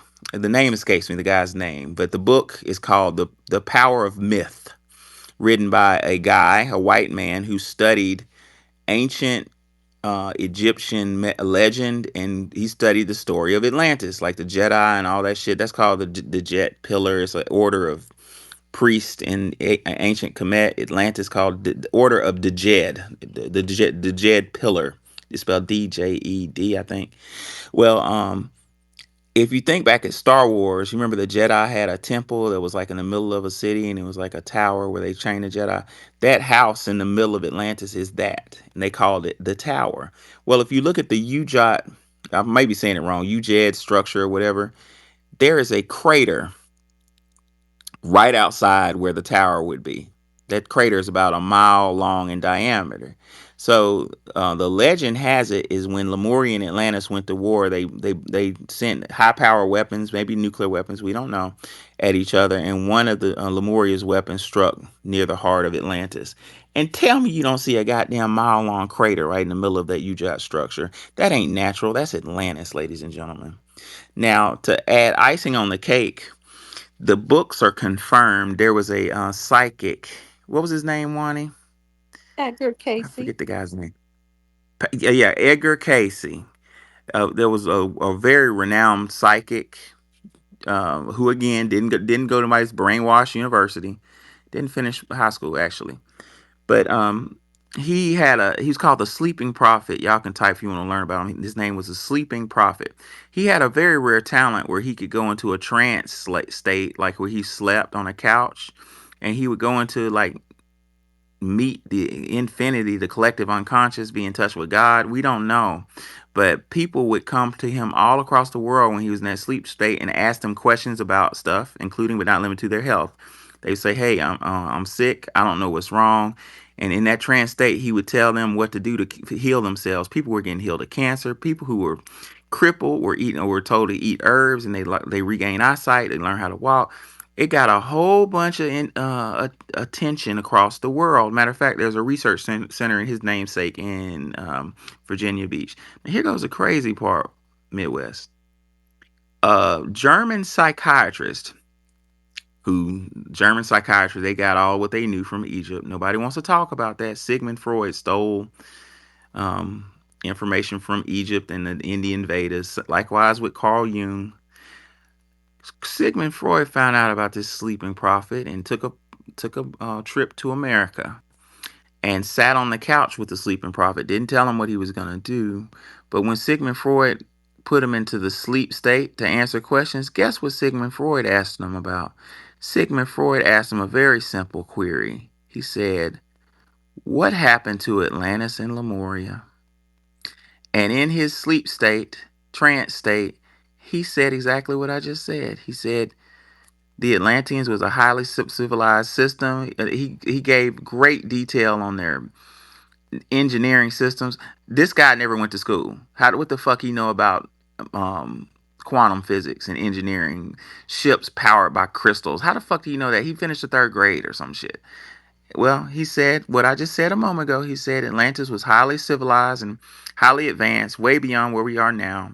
Anti gravity, space travel, all that type of shit. Likewise with Lemuria. He said Atlantis had a big military. Lemuria was a peaceful group, but they had weapons. And he said one day the Atlanteans got visited by the Brotherhood of Belial. There goes that name again. That sounds like Baal to me, but I'm gonna leave it alone. And whatever the Brotherhood of Belial told the Atlanteans, they were corrupted. And Atlanteans turned on Lemuria, they turned on the world. They wanted to indoctrinate the world with their ideology. Lemuria resisted and said, "You do what you do, just leave Lemuria alone." The Atlanteans intruded Lemuria, and in his trance-like state, he said a nuclear war broke out. Now, where the rabbit hole gets real fucked up is he said the Lemurians knew the impending nuclear war was coming, so a group of Lemurian leadership ran to this, got in ships and flew to what is now modern day California. And in their advanced ships, they built a whole city underground, a mountain called Mount Shasta. Now I double fucking dare y'all to look at Mount Shasta on Google Earth, hit images from orbit. That shit looks like a goddamn city. And there's been stories since I was a child of disappearings and weird occurrences at Mount Shasta. Wani, I don't know if I told you it was a They story. said there's a moon god Go and ahead. a sun god living in there. That's what the Native Americans say. Wow. It's got a lot of stuff going on. They've got big feet running around. Everything. The top of the mountain lifts off. They have inner parts. Like a place where you can go inside the mountain. I mean, it's just reputed to be very interesting.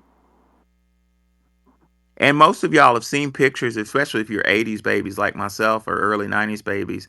You remember pictures of these weird clouds that look like UFOs. Apparently, they're seen all the fucking time around Mount Shasta, and nobody has an explanation for them. Well, They look like yeah, the UFOs. Native Americans Prob- just deal with it. They think differently. Did you see that mirage they claimed it was? It was like a whole city that showed up over China. no, I Yeah, missed that. Google it. I don't know the name of it, but just say city in the clouds over China, and it looks just like a city. And everybody saw it and took pictures of it. And they said, "Oh, that's just a mirage. It was just a very square cloud." They had a lot of excuses, and then it showed up in another area. Holy shit, that's a city. Yeah, I just saw it right now. I'm looking at it now. That's a It's fucking city. scary. What It's is what the that? fuck that is.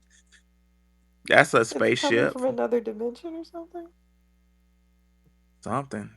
The Atlanteans coming back.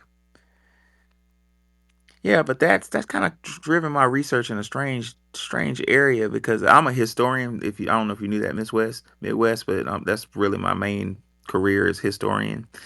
And one, I'm not smart. I'm just persistent. And one talent I have is connecting dots. And I'm connecting a whole lot of dots with evil, corruption, debauchery, and this the basic word bow or variations of bow, Balau, Baalbec. It's that shit is I don't know who this Baal is. Is he an alien? A It's a dark alien? bull, and it's like a group of them. Apparently, there's these brothers of them. But remember, they were There all, you go. The Brotherhood yeah, of and they were Belial. all, Yes. remember, they were worshiping all those bulls we discussed, El, Baal, um, Yes. and wait, did I miss one? Yeah, Moloch shows up as a bull, Moloch and and then when I was looking at hmm Tiamat, Inky, and all those guys, they come up as bulls too. They take the form of a bull. So I need to put in a phone call with someone and ask them why do they need to depict Yep. themselves as bulls, even when they're not mainly a bull? What are they trying to tell us with this depiction?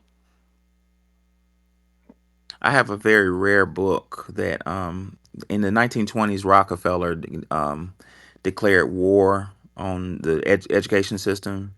And I'm paraphrasing them. Y'all can look up the direct quote if you want. Just type in Rockefeller plus education or something like that. Quote Rockefeller plus education plus quote.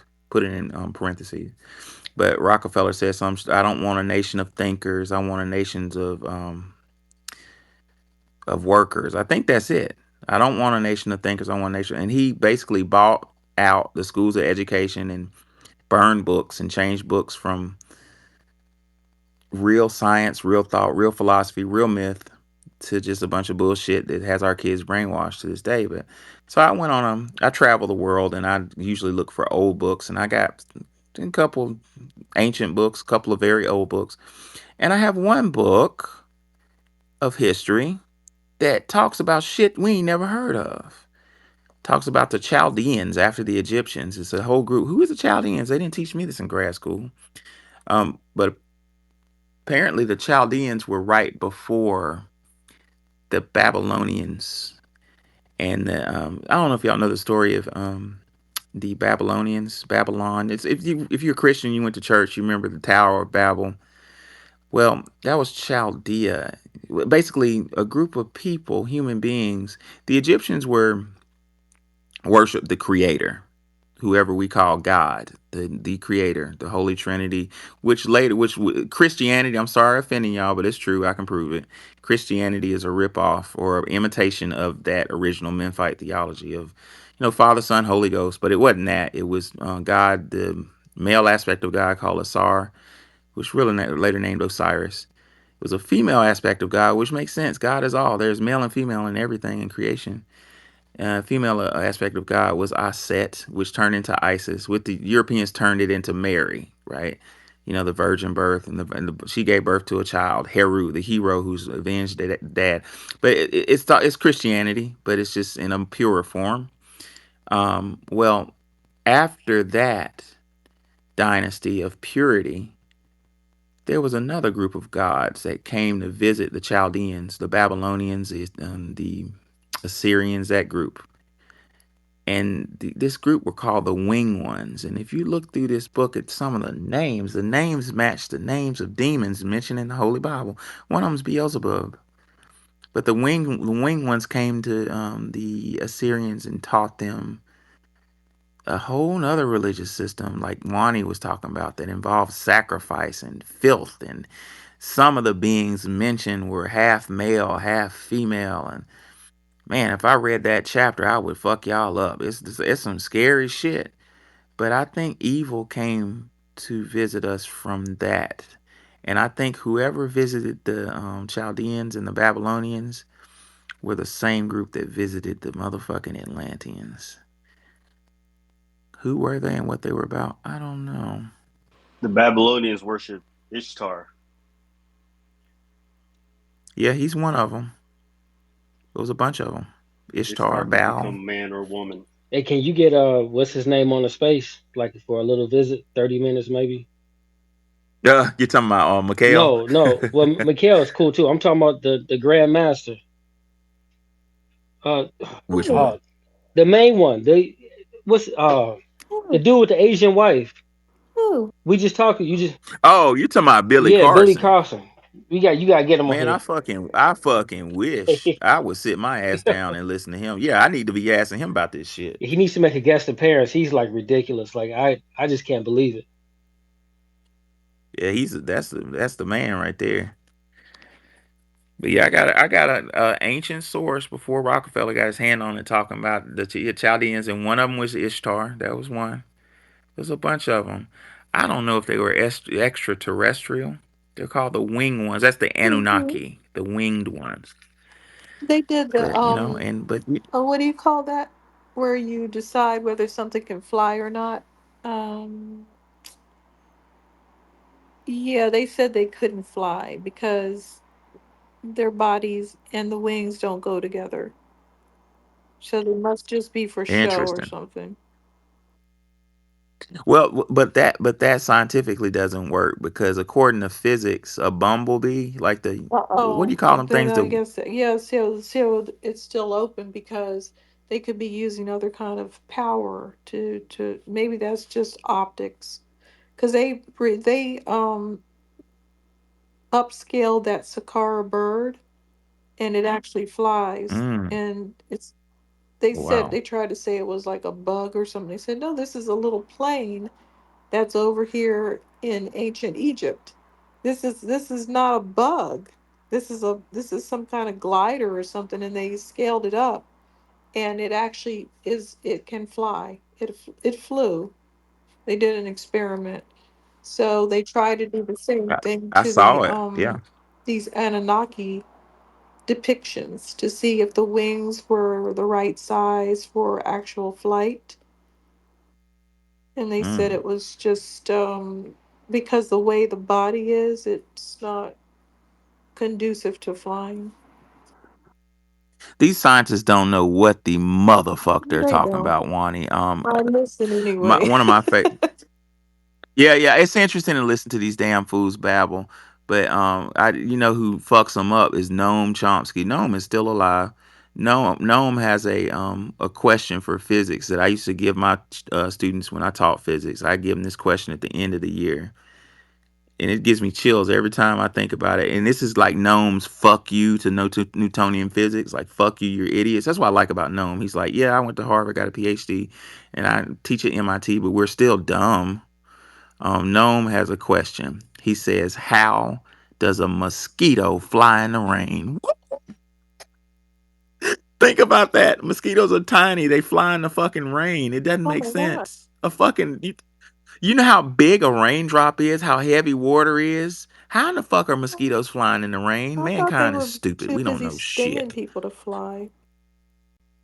They fly in the rain. I'm from Alabama, and I've been out on the porch in a thunderstorm and got towed up by mosquitoes who flew in out the goddamn rain. But Noam Chomsky says they're not supposed to be doing that. If a raindrop hits a little mosquito, shouldn't it just obliterate them, knock them to the ground? They just fly right through it, no problem. Yeah, bugs don't care about water. They like it. I think the mosquito Yeah. just shakes off the water. But you see what I'm saying? The water has mass and velocity, much more mass and then the mosquito. So therefore, mass times velocity equals power. So if a little bitty raindrop hits a minute mosquito, shouldn't it knock them to the ground at least or Yes. The obliterate them? water It has doesn't happen. surface tension, so it just hits. So it's not now. If the rain was hard as rock, yeah, I get that. But water has a surface tension and it just breaks. It's like when you get hit with a bucket of water, it just goes on your face and deforms. Same thing with a small mosquito.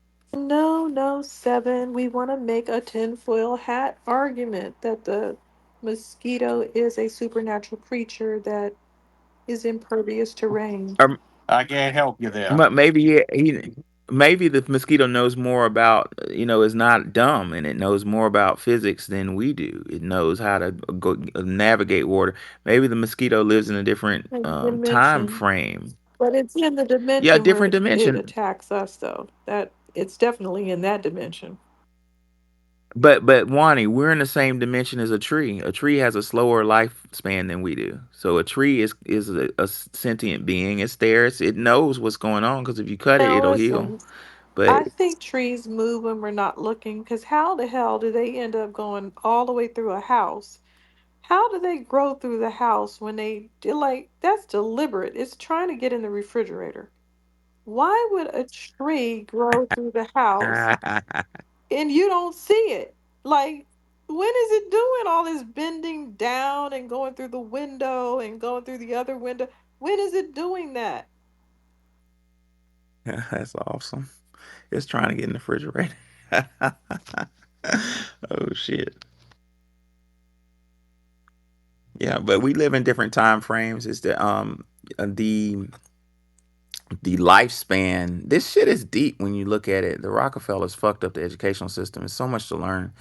The lifespan of a dragonfly is a day. They live 24 hours, but that's a full lifespan, right? Um, if according to Zechariah Extension, there's a group of beings, the Anunnaki. There we go again. Now, this is just theory. This is not scientific fact. But Zechariah Extension argued that that group of beings live on an elliptical orbit around our sun that I think goes around our sun every 3,000 years. I don't know if it's 3,300, three something, but it's slower. And he said a day, uh, uh, uh, uh, time is dictated by revolutions around sun, perception of time. And he basically, I'm getting this wrong. Somebody can fact check me, but he was like, the time it takes their planet, which he calls Nibiru, to go around their sun is like a lot longer than our planet goes around. Our planet goes around the sun in 365 days. It takes like thousands of years. Therefore, their lifespan is longer than ours, which in a way makes sense because our lifespan is longer than a dragonfly. So, what am I trying to say? I'm trying to say that the perception of reality of a dragonfly to my perception of reality is totally different. A dragonfly thinks a second is like a fucking month. Just like the Anunnaki, according to Zachariah Extension, think that, a day is fucking like 12 years or whatever. I may be saying it backwards. There's a scholar nobody really talks about. They give him kooky woo woo. But I give him some credence because he was an engineer. He's a diverse scholar. His name was Dr. Delbert Blair. Delbert was an engineer, I think a master's degree in engineering or something, but he has a degree in divinity, engineer. It's diverse. But Delbert had some really interesting story. Said when he was 14, he was hanging out at some celebrity something, and he said two black dudes. This is in the 50s or some shit. Delbert died about several years ago. But he said two black brothers showed up. He was in some area that was segregated in the 50s. It shouldn't have been. Delbert was black. And he said two black dudes in leather and like weird clothes showed up and were posting up on the wall staring at him. He's like 14. And they caught his eye. He's like, what the fuck are those? Why are they dressed like that? That's so weird. And Delbert was trying to see this celebrity and didn't really get to see the celebrity that he wanted to see at like a concert or some shit. And he said he noticed that they were staring at him. Like they're still staring at me. And Delbert got closer to him. And Delbert said he got in a conversation with him for a couple hours while he's waiting to see the celebrity that he never got to see. And they started talking really deep shit. Like the conversation got deeper and deeper and deeper, and then talking about physics. And all of a sudden, Delbert said he realized, he said, holy shit. I realized that my mouth wasn't moving. He realized that his mouth wasn't moving and their mouths weren't moving. And he said, "Who the fuck are y'all?" And they were like, they were up front. They were like, "We're visitors from another place who came here to check on you." And they were like, "You don't know who you are, do you?" And he's like, "What do you mean? I'm Delbert Blair." He's like, "No, no, no. Tell me really who you are. You don't know." But anyway, the reason why I brought that up is Delbert said he looked at his arm, one of their arms, and they had this elaborate watch with all these dials and mystical weird things on it. And he said, "What is that?" And the guy being whatever was like, "It's a chronometer." And he said, "What does that do?" He said, "Well, my time is different than your time on Earth, and I have to keep track of my time, or when I get back, my family will be dead." So I think space. We know in physics that space and time is related. They're de- they're they're tethered together. Space, distance, and time. They're in a lot of ways are the same thing, but time and distance is different depending on what universe you live in. It's very weird stuff. It's real physics, but in America, we're trained to be stupid. We're trained to watch football. Roll Tide, War Eagle, you know, go Lakers.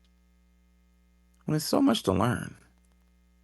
But what the fuck do I know? Ladies and gentlemen, I have a lecture early in the morning and I'm not prepared for it. So with that, I enjoyed y'all. Any last words, Wani? Night. Good night. Peace out, and I'll see y'all tomorrow.